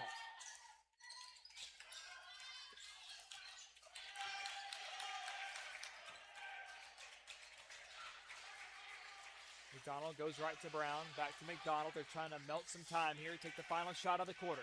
10 seconds left. Inside to Worley. Pump fake. Brody drives. Has it knocked free. Just tries to pass it back out. A wild pass.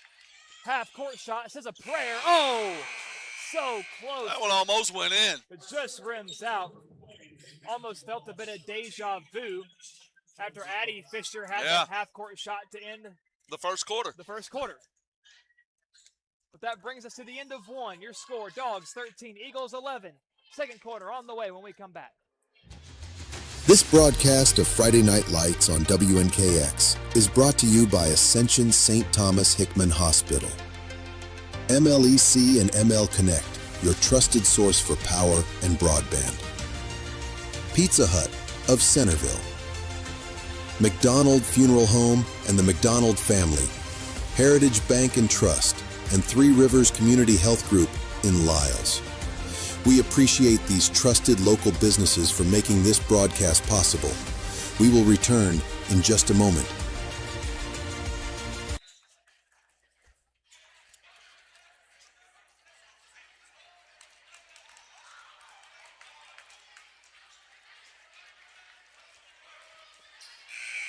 We've got second quarter basketball from East Hickman High School.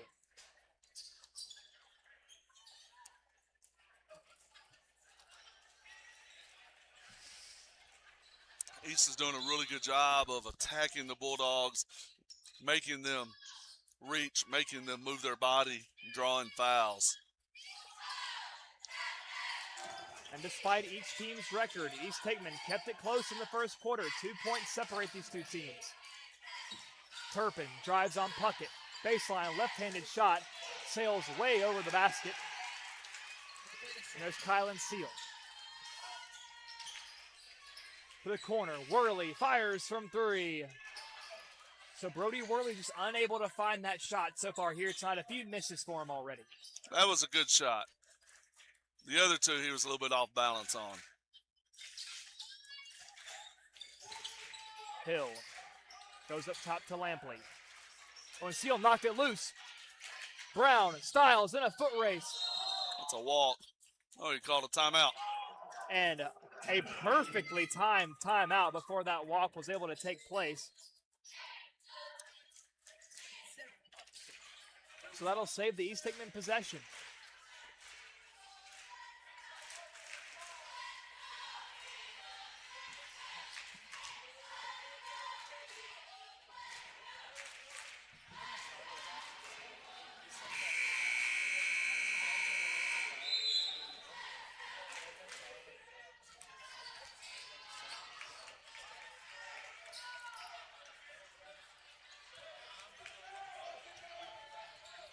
Once again, thank you for joining us on WNKX, live on Facebook, YouTube, or the Access Tennessee app, available on Roku. I'm Josh Copley, joined by Ron Puckett. And we've got a good one so far. And it's early, so a lot of time for some more fireworks. Twilling down the left side of the floor, and he's fouled by the Dogs. They're going to get Will McDonald as the guilty party. You got to give Silas space. You can't lean on him. He's going to draw the foul if you lean on him.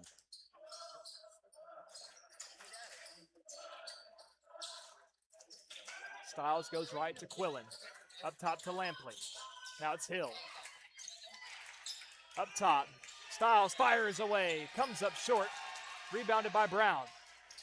There to McDonald. Will drives. Baseline. Has it knocked loose. And it's an Eagle takeaway.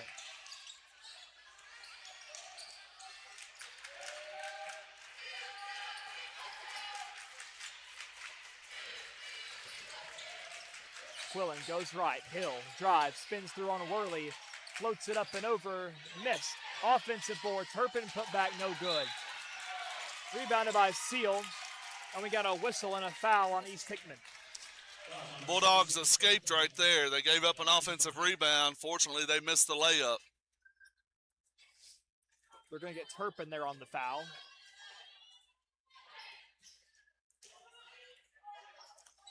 Bulldogs really need to work the corner in this zone. They're not really going high post and corner. The corner's going to be open. And on cue, McDonald in the corner quickly gives left to Puckett. Brown to Worley. Back to Brown. East Hickman playing really disciplined defense. Puckett fires from 3. Low line drive off the front of the rim. Seals got the rebound. The putback doesn't roll. This putback by Will McDonald does fall. That felt like the first points in ages. Hickman County able to disrupt the inbound there. Kind of thought that bounced off Will and hit Silas, but the referee said no. Hill directing traffic. Inbounds to Styles.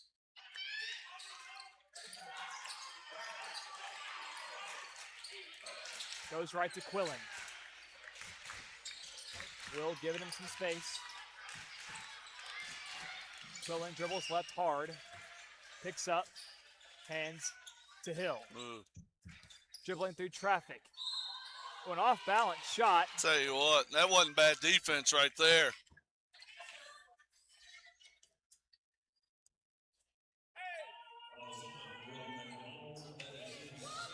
So that's going to be 2 shots for the senior Braxton Hill.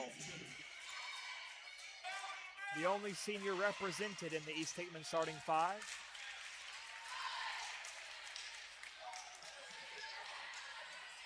And he knocks down the first free throw.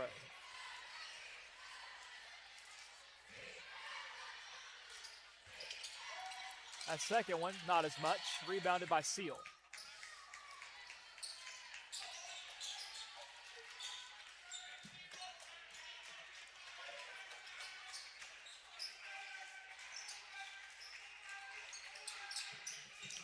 They're running a little box and one, it almost looks like on Will right now.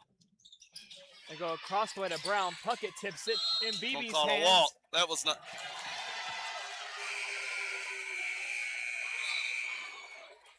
So a walk going to be called against Brown. That's going to be a turnover and East Hickman ball.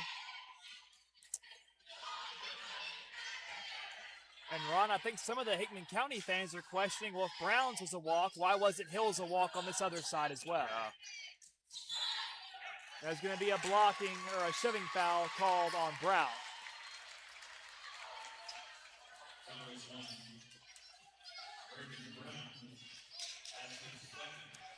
That's going to be Brown's second foul tonight. Might not be a bad time to go zone. You got several guys with 2 fouls. Don't want to pick up Quillen that over third. McDonald. That's a tough shot. And there's Kylan Seal with another rebound. Down the floor, McDonald steps into it, has a look, and Puckett's got the rebound. The outside shots just aren't falling right now, and we're not really getting to the rim. Brown, corner 3. So after Brown was on fire in the first quarter, making a couple of threes, I'd like to see us start attacking the rim. he hasn't found the last few.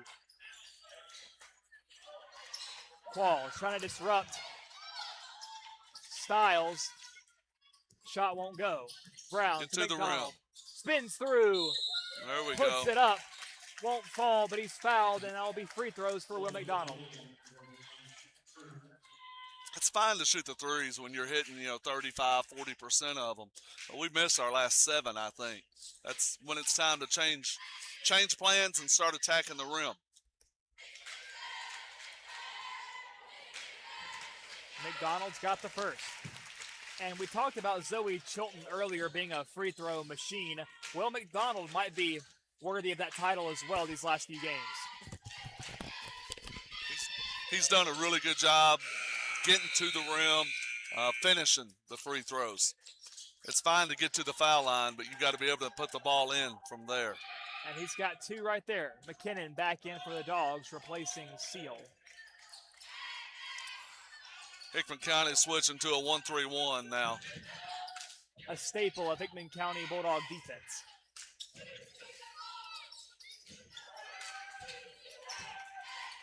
Pass out to Quillen. Goes right. Fires away. It's Turpin, and he knocks down the 3. So East hanging right there with these Hickman County Bulldogs. Puckett, McKinnon at the elbow, has it knocked free. Got hit on that elbow right there, on that shoulder. And he's grabbing That's that a charge. shoulder. And that's not what you want to see.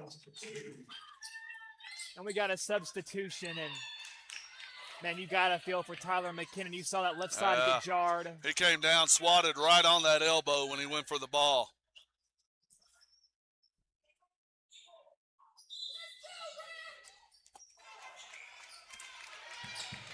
And we've got a timeout on the floor. So, Ron, real quick on the Cheatham game. We got a chance after it was over to talk to Kylan Seal. We asked him about having to fill in the absence of Tyler McKinnon, how he's been coming into his own as a player, how he's been utilizing his strength, his physicality, and he's going to need every bit of that tonight because he might be getting a lot more minutes than he once thought he might be getting tonight. Well, kind of looking at Tyler going out right there, he looked like he was in a lot of pain. I'd be surprised if he's able to come back and really contribute. So we're going to be leaning on Kylan. We're going to be leaning on Dylan in the post. Taylor Hutchison will probably be coming in to provide some minutes. But right now, the biggest thing, the Bulldogs have to play a little bit of defense. They're giving up too many open shots. They're not getting rebounds when they clear. And on the offensive end, they've got to start attacking the rim, get some points to go through.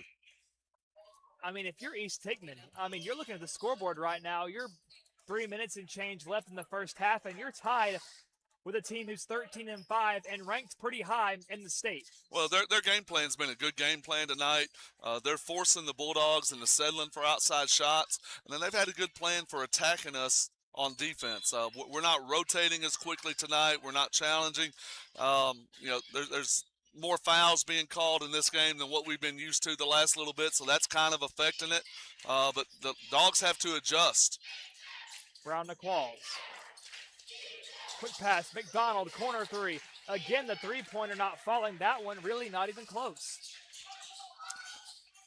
The Dogs have gone ice cold from beyond the three-point line. Quillen, pass, Turpin, back to Quillen. Being trapped by McDonald and Qualls, looking for help. Finds Turpin. Inside, Styles, long two, doesn't get the roll. It's a fight for the ball. And it's going to go off of Lampley. That's going to be Bulldog possession.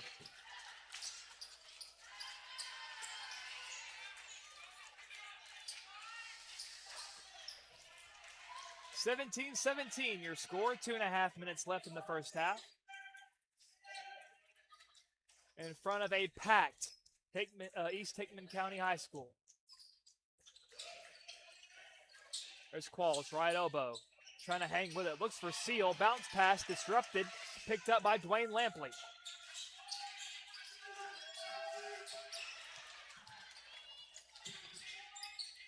I'm not sure what we're in right now. Man, I guess.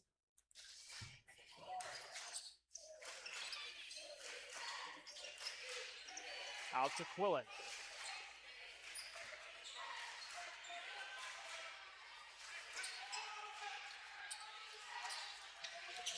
Hands to Turpin. Turpin glanced back at his coach, trying to figure out the offense. Seal staying at his hip. And the foul's going to be called on Kylan Seal. Yeah, Kylan's just kind of off balance, leaning forward. The Bulldogs are going to have to stay away from that. They're going to have to play good position defense. From here on out, that's going to be their fifth foul. Next one's 5, and they're going to shoot free throws. That's 2 fouls on Kylan Seal. The pass well behind the midcourt line. Qualls hanging with Quillen. Step back, pump fake. Puts up a shot. He's trying to draw the foul. It's a very funky looking shot. Passed a good one underneath. That's going to be an and one for the former Eagle, Carter Goodwin. Nice pass up the floor right there. Nice catch and finish also.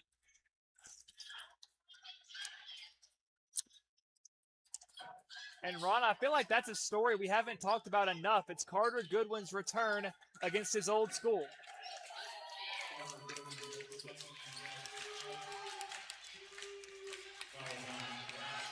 They just called a foul on Braden Brown. I believe they said Braxton Hill. No. Oh, I believe even the PA announcer was twisted up there just like we are. So they said number 2. The table thought it was Braxton Hill, but I think they meant it to be Braden Brown because there's also a foul on number 5, Chase Turpin.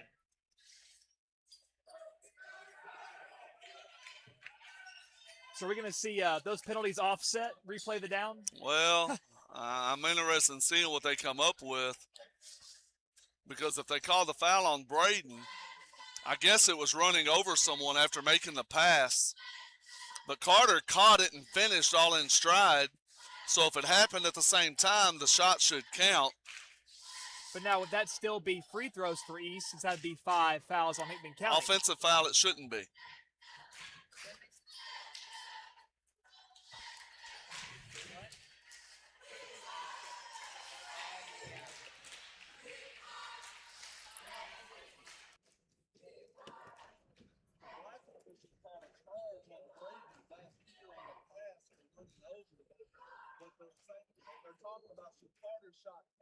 So we got a pretty lengthy conversation going on down there on the floor, trying to figure out what's going on.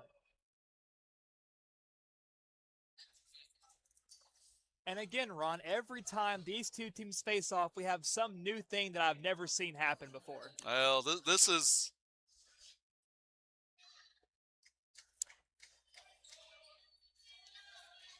It really is unprecedented how often something crazy happens when these two teams meet on the floor. I feel like one official should be coming down to talk to Coach Dawson to explain what's going on.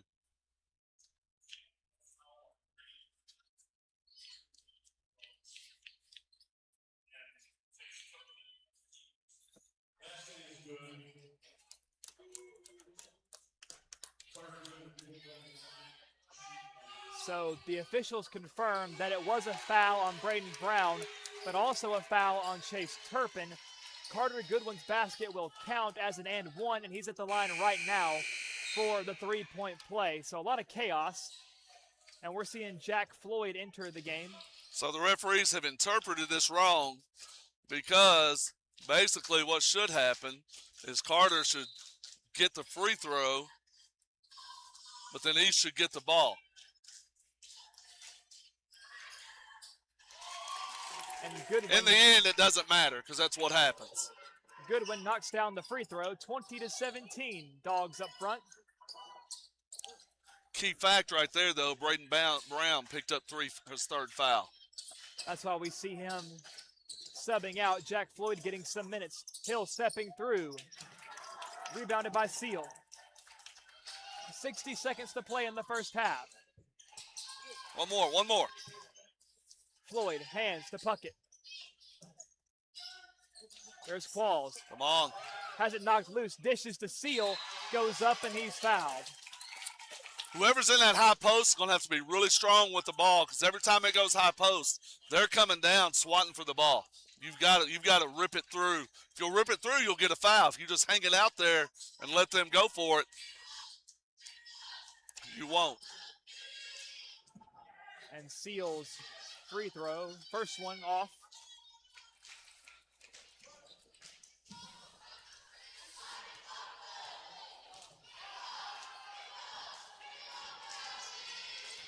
That's 0 for 2. Kylan Seal and Dylan Qualls got fouled on the attempt right there. Doing a good job attacking the glass. Almost a Herculean putback by Dylan Qualls, but I'm sure he'll take the 2 free throws.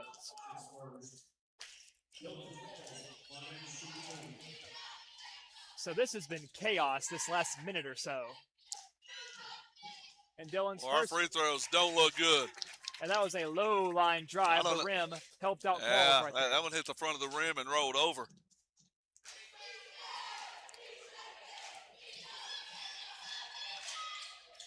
And Qualls goes 2 for 2.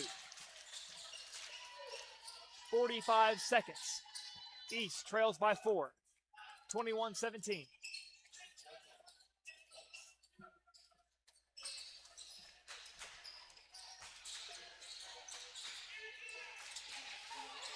Oh, good Bounce job by inside, Kylan. taken away by Seal. Good job by Kylan right there. Read that pass. Floyd taking a glance at the clock and Coach Dawson. 15 seconds. Floyd drives at the wing. Wants to take it himself. Reverse layup. Oh, the freshman couldn't get it to fall. Rebounded. Shot it Styles. too early. 3 seconds. Step back. That should only be 2. It's off to the right anyway. And that's how our first half will end. Your score, Hickman County 22, East Hickman 17. We're going to step away, take a halftime break, I think it get should rested, be 22. get refreshed. But yeah, wait, before we step away, I want to cover that, Ron. The scoreboard here says 21, but it should be 22. I think it should be 22. When Dylan Qualls went to the line, it was 20-17, and he made both, Yeah. resulting in 22-17. So we'll hope that gets corrected. But until then, we're going to step away. We'll come back for the second half on WNKX.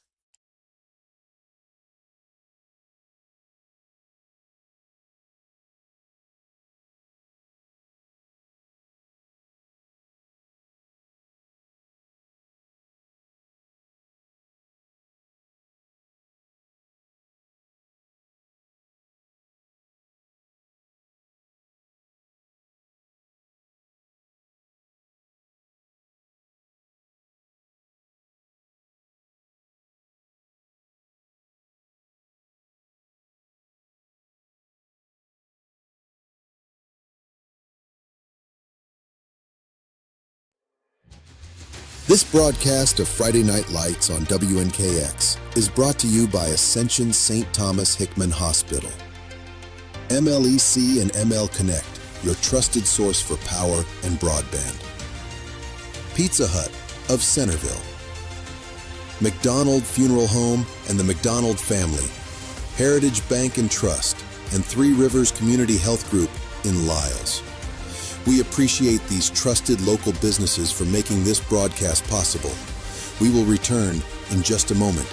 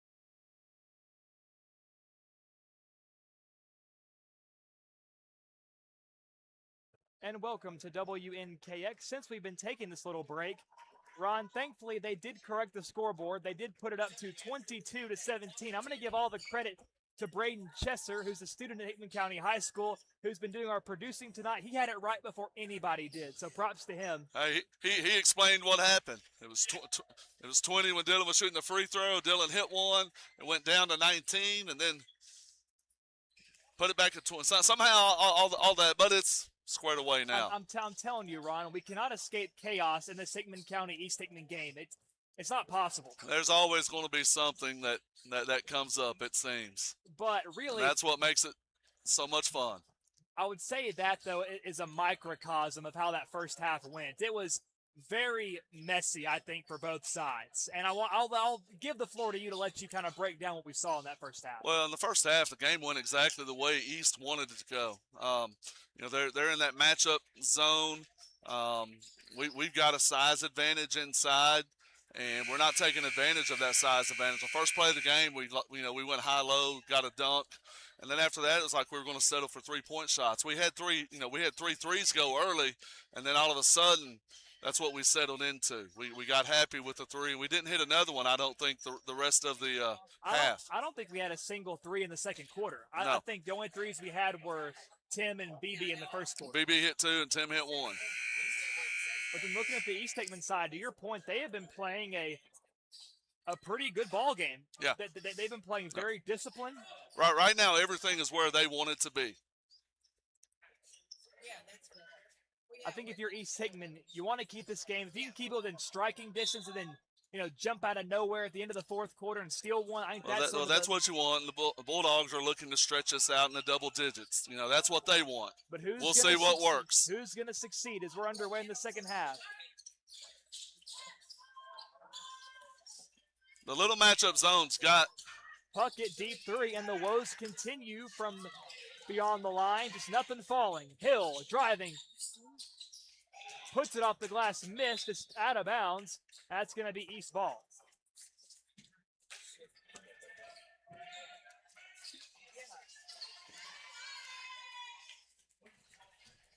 And even though Hickman County's been cold, surely Coach Dawson is fine with Tim Puckett taking open threes.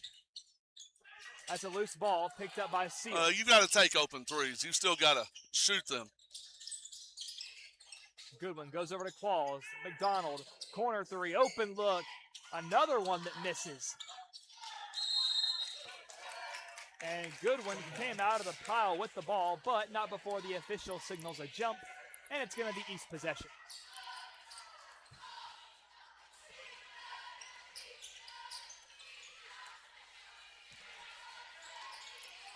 At some point, you got to think the Bulldogs are going to get hot again if you just play the percentages. Hill fires from three. It's good. But if you're the Eagles, you got to do just that. Take advantage of the Hickman County cold streak. Yep. And that was a three we just kind of let happen. Didn't really challenge. Didn't get into them. Balls the wing, inside the Seal. The middle is wide open if someone will flash and just drive. Almost looking for Goodwin, and he airmails it. This would be a great time to get Dylan Claus the ball at the high post and just let him take one dribble and attack the rim. But that right there adds to the ever-growing number of Hickman County turnovers tonight. It's... Well, that fadeaway won't fall, and it's Will McDonald that's got the board. Goodwin floats to Seal. Nice hand by Seal. Dishes out the Puckett. Wide open three from the wing. Another miss. Rebounded by the Eagles. That was Stiles to Hill. Drives it himself. We got guys back here at half court. And we got guys at half court not rebounding. And Lampley's got the putback, and we're tied at 22. Just bad effort right now.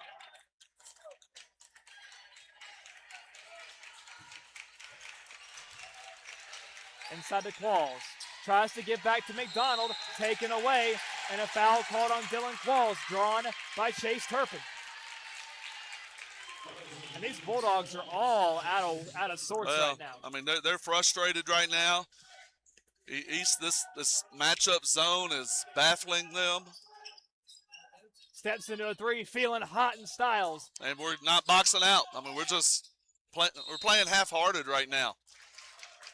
And the foul is called on the floor, so no free throws for Braxton Hill.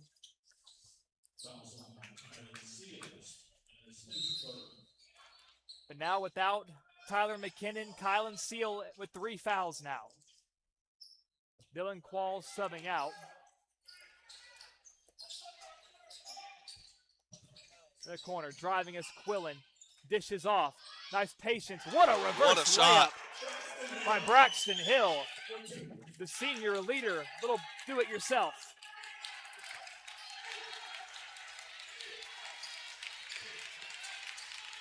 Now East Hickman, for the first time tonight, is in the lead.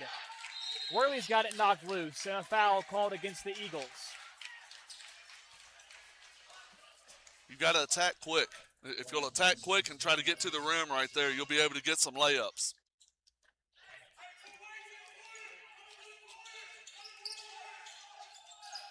Goodwin, quick bounce pass to Worley, dribbles through, puts it up for 2. Good discipline there from Brody Worley.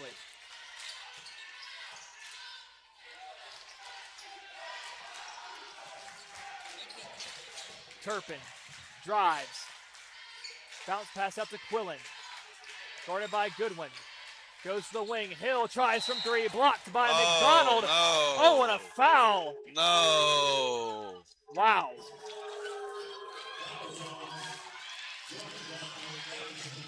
I think the coach called that one.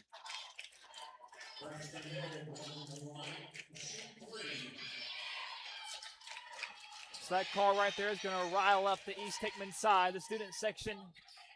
I had a great view of that one, and it was all ball. It had left his hands by 2 feet. That sends Braxton Hill to the line, who's been one of the lead scorers for these Eagles tonight. Makes the first free throw, misses the second. Braden Brown subbing back in for Carter Goodwin.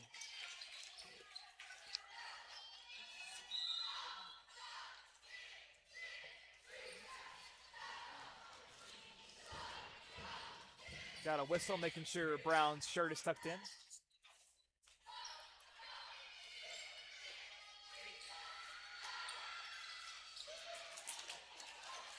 So the Will McDonald foul doesn't hurt the Dogs as much as it could have. Bounce pass, just not enough mustard on it. Looking for Puckett.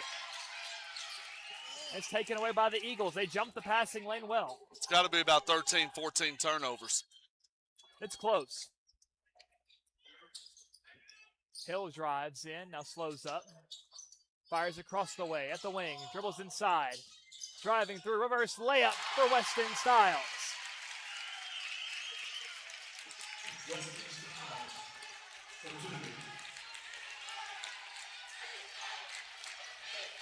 Eagles up by 3, 27-24, out to Brown, goes left to Puckett. Tim thought about it. There's Worley inside, driving through, floats it up, rolls off the rim, and Seal tried to knock it out to a teammate, but it goes into the hands of Dwayne Lampley. Everybody's just backing up right now. Out Silas Quillen, bounce pass left. Inside, Turpin. Dribbles through. Styles.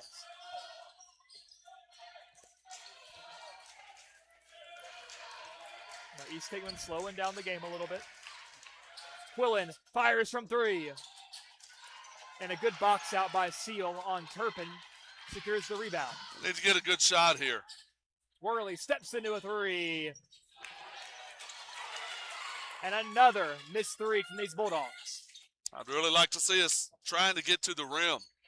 We're settling for those outside shots.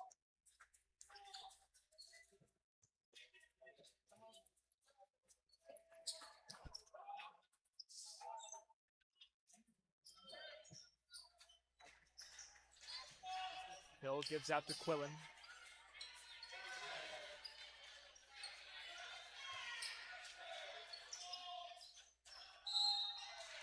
And a whistle and a foul. That's going to be called on Tim Puckett.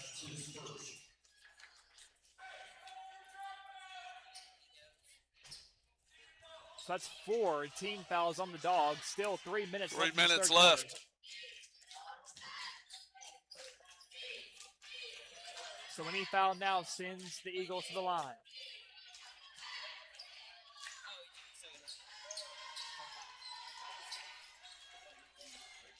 Quillen feeds down to the corner. Turpin backing down Worley.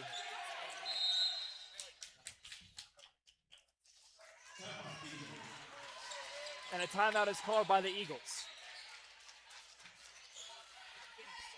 So he saw his man in a little bit of trouble, takes the timeout, preserve the possession, and East Hickman still with a chance to go up by 2 possessions if they can cap off a successful offensive series here.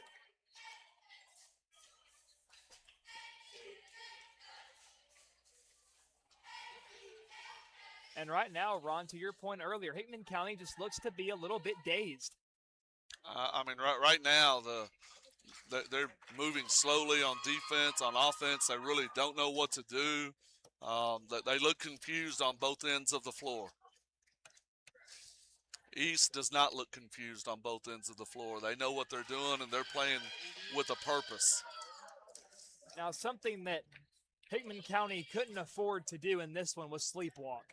I mean, it's easy to look at the records. We're 13-5, they're 2-13, so we can just coast on through, get a free win on the road, and call it a week. But East Hickman's better than that. They're not going to go down without a fight. Hickman County's going to have to earn every point they score tonight. This is a rivalry game. Records go out the window anytime you play each other. You've got to be ready to show up, match energy, and East has done a better job of that tonight. East has played a really, really good game tonight.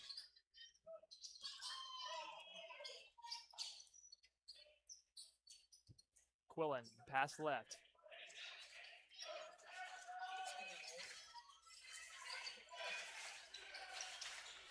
Feeds Turpin. Quick pass right. Lampley pulls, has an open look from 2. Can't take advantage. Rebounded by Puckett, gives to Brown. Let's see if we can get some shots at the rim. Under 2 minutes, Worley drives baseline, bounce pass, off the glass, and there's Dylan Qualls back in the game. And also to say that Tyler McKinnon not being in this game has kind of hurt our game plan.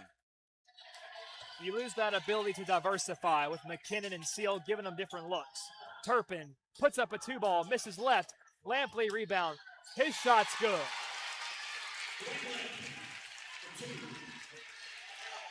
Force a miss, got to get the rebound. So they answer Qualls' bucket with a bucket of their own.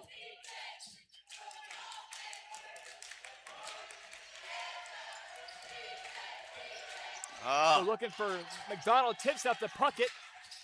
Great wherewithal by Will McDonald. Qualls drives, goes to Worley. Now to Brown, inside to McDonald, off the glass, can't get it to go. Rebounded by Turpin. If Will makes a strong move there to the rim, he gets fouled and maybe an and one, but he fades away on it. Under a minute to play in the third quarter, 29-26, East Hickman leads.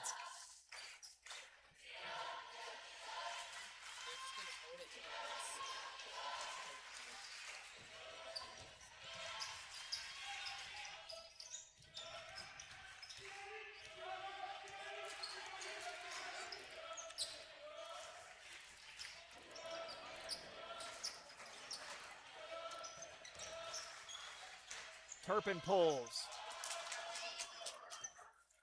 Rebounded by the Dogs. Qualls to Worley.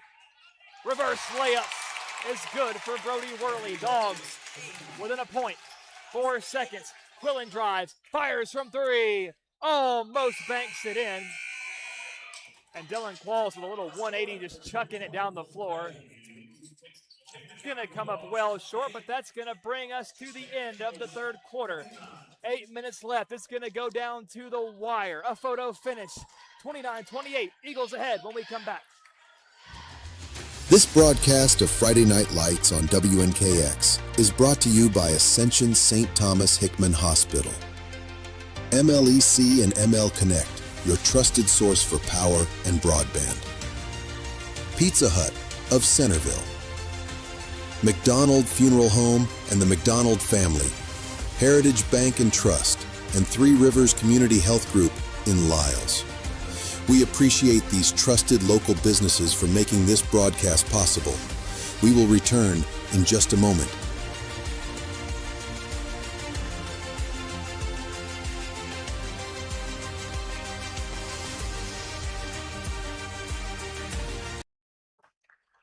And welcome back to WNKX. I'm Josh Copley alongside Ron Puckett. In this game, as we had expected and maybe a little bit hoped, is going to go down to the wire. It's going to come down to possibly even the last shot. It is 29-28. Ron, I don't believe we've seen a game this low scoring since the Dogs went on the road to Ravenwood. If you look at our shooting percentage, it's probably about the same as when we played at Ravenwood. We need this fourth quarter. They need to knock down some outside shots, attack the rim. Again, that middle's wide open. Hickman County starts the quarter with possession inside to Qualls. Tries to drive, has it knocked loose. And a jump ball. And that's just great defense by East Hickman. Qualls can't drive if you prevent him from taking that first step. That's good coaching right there, because as soon as he starts to try to put that ball on the floor, there's two guys there trying to strip him. Hickman County playing a press now, trying to apply pressure to this Eagle offense. Quillen goes left and out of the corner, goes over to Hill.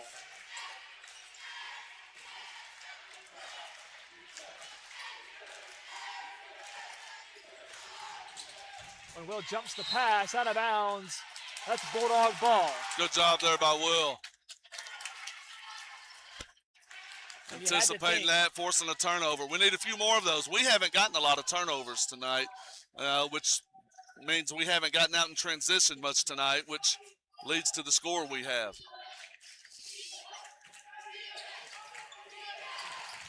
McDonald drives, has his shot swatted out of bounds. And we really haven't seen a lot of that from Will McDonald tonight. Over these last few games, he's been playing his best when he's driving in, going off the glass, maneuvering his body, but we need more of that. And Qualls was held there by Silas Quillen.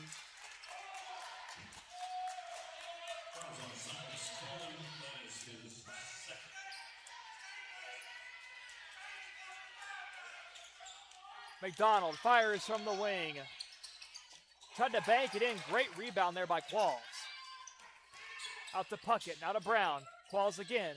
Worley in the paint. Puckett from three. And again, Timms can't find it. Too flat. He needs some arch. Quillen racing down the right side with McDonald. Quillen wants to take it himself, and that's exactly what he does.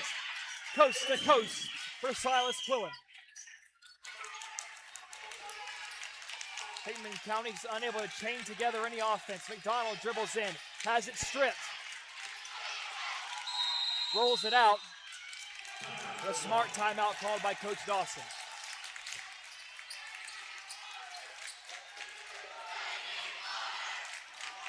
.6:23 left in the fourth quarter.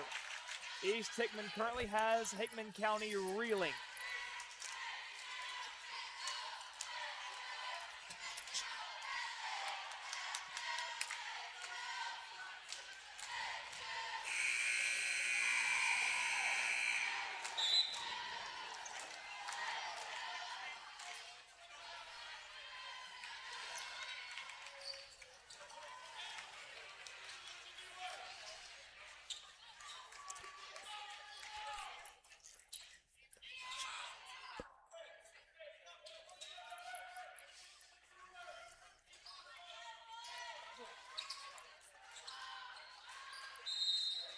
Out of the timeout, it's Hickman County ball. Puckett to Qualls. Some quick passes. Puckett, open look in the corner. Another miss for Puckett. Rebounded by Hill.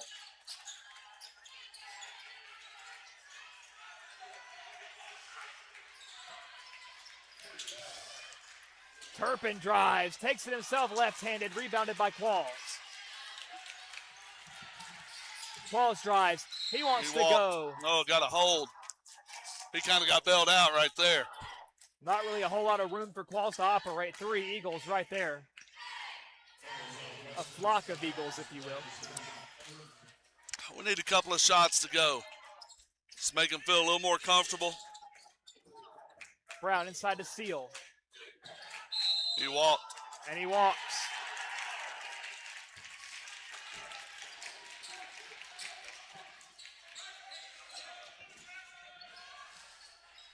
But East Hickman still hasn't been able to widen that lead out to 2 possessions. It's been a 1-possession game for pretty much the entire half and even into the late first half. Styles almost trips but hangs with it. Mid-range 2, he knocks it down, and there's a 2-possession ball game.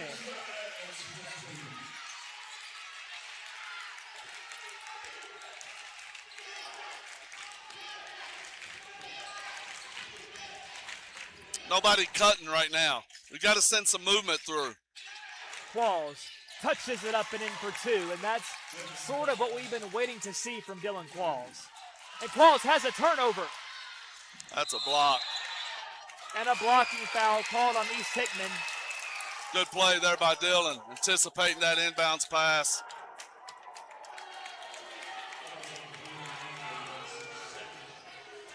Man, Ron, this rivalry game is so awesome. Every time something pivotal happens, I mean, you're met with a whirlwind of loud cheers and loud. It's always going to be loud. It's always going to be loud. Creating a tornado of sound. And Puckett, another miss, rebounded by Seal. Steps through, doesn't fall. Rebounded by the Eagles. And Ron Tim just having a hard time of it right now. Some nights are like that. But you got to keep believing in the percentages that the next one's going to go. And there's a blocking foul called on Tim Puckett.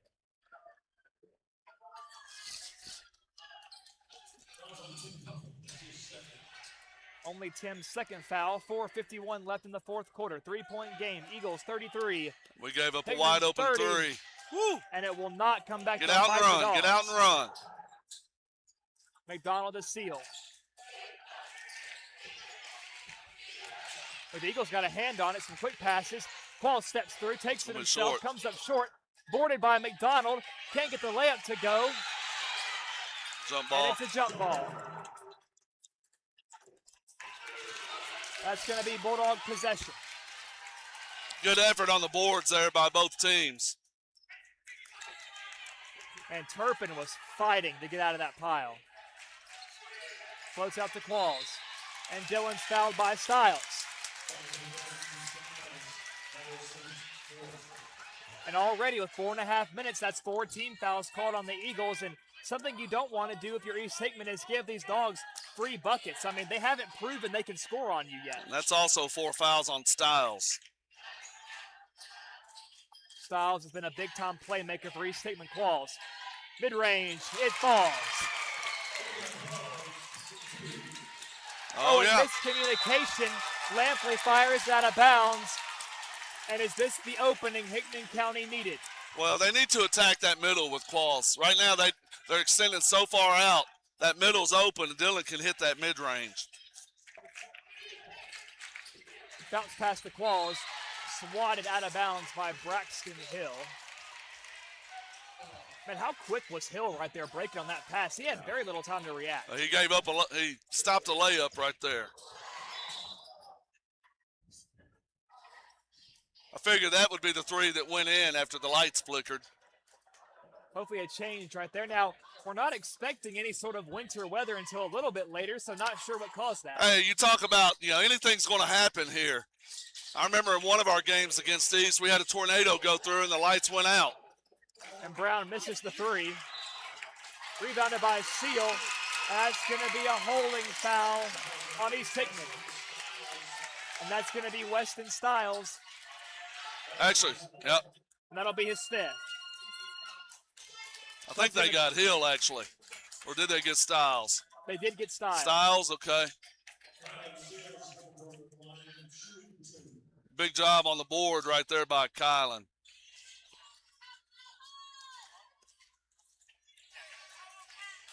And that is going to be a tough loss for the Eagles. Styles has been giving his all here tonight for East Hickman.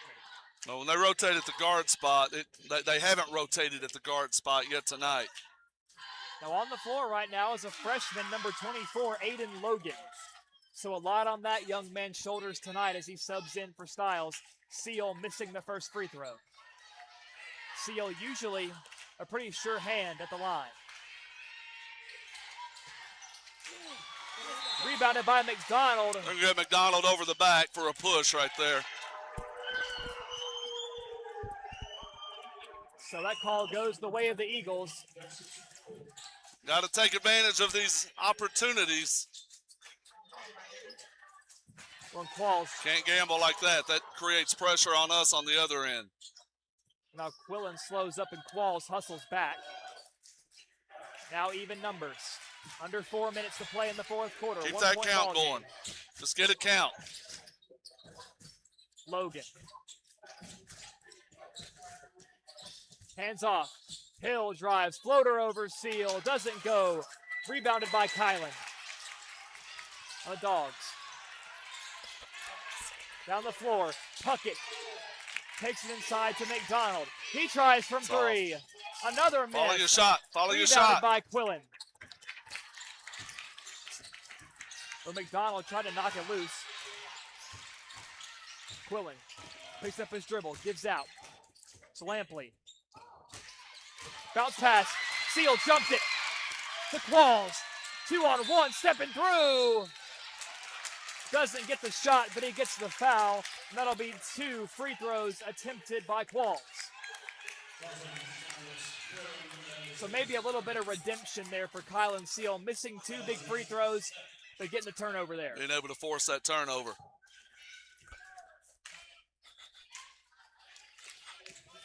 And Dylan Qualls now walking a little bit gingerly.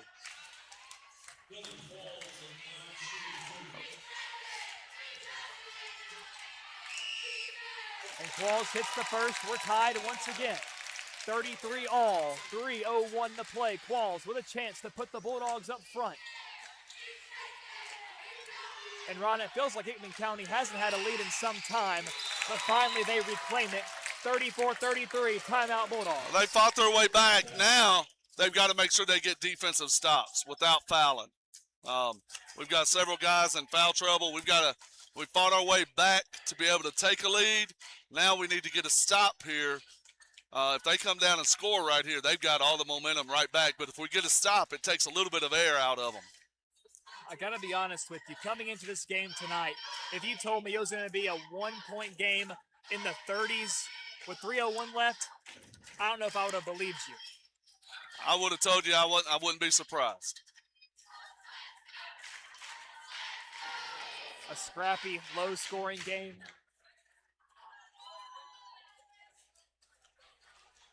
East Hickman trying to pull off what I think I would and many others would consider an upset here tonight. Well, this would be a big upset. This would be a big upset.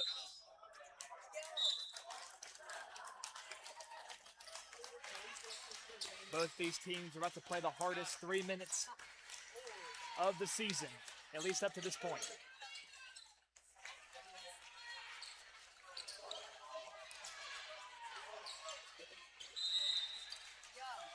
It's going to be Eagle ball. There's Quillen. I'd trap him quick and get the ball out of his hands. Quillen, a trusty ball handler, gets it to Braxton Hill. Hill might want to do it himself. You can't give up a layup, though. Oh, and a beautiful scoop layup. You got to rotate off him. He's our second best scorer on the floor right now. East Hickman regains the lead.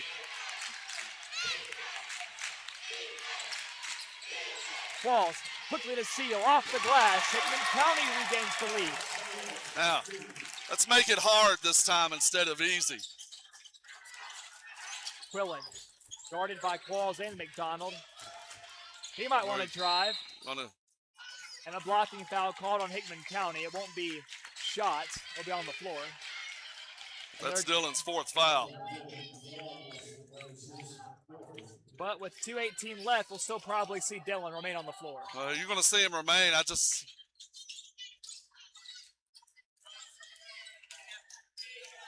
like to see us fall back a little bit and make him shoot over us instead of us pressuring and giving up layups and gaps. Quillen, guarded by McDonald. Quillen pulls. It's good. That's a hard shot right there. That was good defense by Will. Silas just hit a tougher shot. Under 2 minutes. East ahead by 1. Walls, dishes, Seal. He got it. And Kylan Seal's all fired up.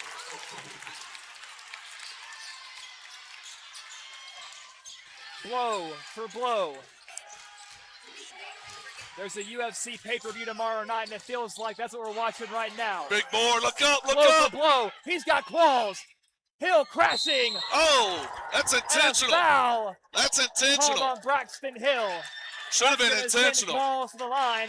These fans think it's intentional. The officials talking it over, Yeah. and that's going to be an intentional foul. Yeah, that was the right call because he didn't make a play for the ball. He just lowered his shoulder into him as he went up for the shot.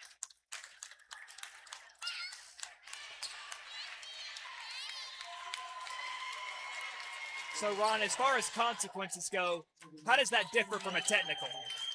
Well, it's just a common foul. It's just a common foul. It doesn't go in the book as a technical foul. You get 2 free throws in the ball. So really, from this point, it's the same as a technical. It's the technical without the tee. Yeah. So Qualls misses the first one, and this East crowd not going to make it easy on him. Oh no, this is where it's tough. Nobody's on the line to make you comfortable, and he missed both of them. Wow. So a huge break there for the Eagles, and now they got to stop the Dogs on offense.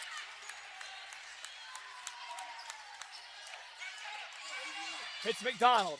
Will drives, takes it himself, missed. Seal got the putback.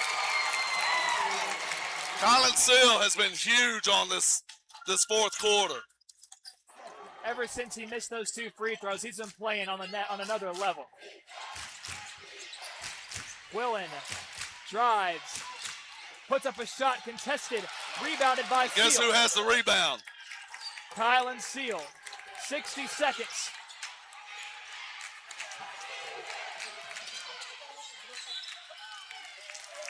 And they're going to foul Puckett. So now, We're going to hope Tim's shooting free throws better than the 3 tonight. here's his chance at redemption.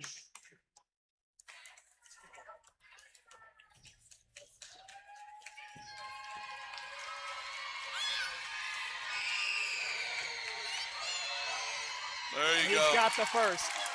And Ron, You see the relief right I there was that, gonna that the ball went through the rim right there? I As a shooter, when you got those nights where the ball's just not going through, I know exactly what he's feeling right there. I was about to say, it looked like 1,000 pounds just got taken off his shoulders, and Puckett goes 2 for 2, timeout. And those were 2 humongous free throws for Tim Puckett. Well, that makes it a 2-possession game right now. But I'm going to tell you the difference this quarter has been Dylan Qualls, Colin Seal, Brody Worley working that interior. Outside shots not going tonight. Some nights are like that. You have to make adjustments. This fourth quarter, they made adjustments, and they're able to get those easy shots at the rim that make a difference in a dogfight like this. Well, at the end of the day, the stat sheet might not look pretty, but at this stage of the season, district opponent, all either of these teams care about is the win. Well, the district opponent on the road is always hard. But here's the problem. You still got 55 seconds left to play. You got a 5-point lead. You don't want to give up an easy layup right here or just a 1-pass 3. You want them to have to use 15, 20, 25 seconds to get this shot off. There's a lot of talented players wearing the white and blue tonight. Looking to turn this game around. There's one of them. Braxton Hill takes it all the way home. And there's that quick layup. 10 seconds, we give up 2 points. I'd almost like to see a zone right there. Just something to change it up a little bit, because right now they're really comfortable giving the ball to Hill and just attacking the rim, letting him get downhill. But how talented is Braxton Hill? He's made some acrobatic layups tonight, layups that the average person probably doesn't make. He's a good player, good solid athlete. He's always been a good basketball player. And if you let him go downhill to his right, you're in trouble. And it seems like every year that he's been here at East Hickman County High School, he's been on the floor as a starter. He has been a staple for as long as I can remember. He has.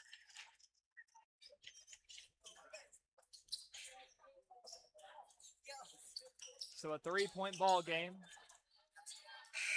And if you're East Hickman, how quick do you think about fouling? You got 45 seconds here. You're 3 points down. I'd put on a full court press. I'd try to get a 10-second count or a steal. I'm really right now, you don't have to foul. My goal would be play 25 seconds of defense, and then if we can't get a steal in at 20 seconds, then we will. So working it down the floor with passes. Puckett dribbles up, and he's fouled by Quillen.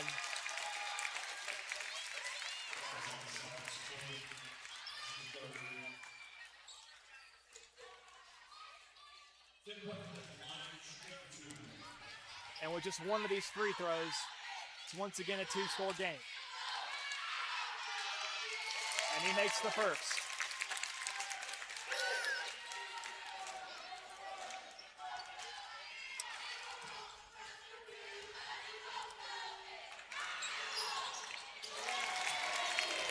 And Tim makes 2. 37 seconds. East has to be quick. Quillen fires a 3. Can't get it. Puckett, rebound. Getting swarmed underneath, and a foul called on the Eagles, and that'll send Puckett back to the line.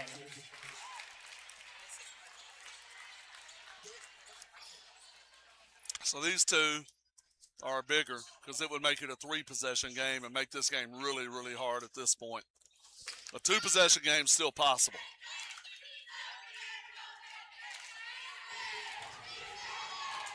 And he's got the first. 1 free throw away from a 3-possession game, and what potentially puts it away.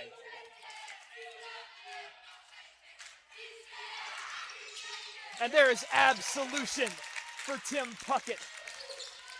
After a less than stellar night shooting the 3 ball, he has made it a 3-possession game. Hill, contested 3. Oh, hold on, he knocks it down. 20 seconds timeout. And that's why that second shot, that second free throw was big, because it's still a 4-point game now. Again, though, Braxton Hill, what a ball player. Contested 3. Will McDonald guarding him. He's played a heck of a game tonight. Hit contested threes, contested layups. East has played a great game tonight. Just watching them play tonight, you wouldn't think that they've only won 2 games this year. You really wouldn't. I mean, looking at the record and all of that, I know we've said it many times. We're beating a dead horse at this point that you can't pay attention to those sorts of things into a rivalry game. But really, I think if you put East against anybody else in this district, I think they would look fine. I mean, there's a reason they're 1-1 in the district right now. Yeah. Or 0-2, I'm sorry, but they could very well be 1-1, 2-0 even. I mean, they are a good ball team. I feel like you're seeing a team on the uprise. And no matter what the result ends up tonight, even if they lose, they're going to take positiveness out of this. They're going to have that momentum going forward into their next few games. Bulldogs want to come out. First thing they have to do is get the ball in bounds. The second thing they have to do is get the ball to a free throw shooter, because they're in a position now where they've got a foul. There's Puckett. And he's fouled by Logan.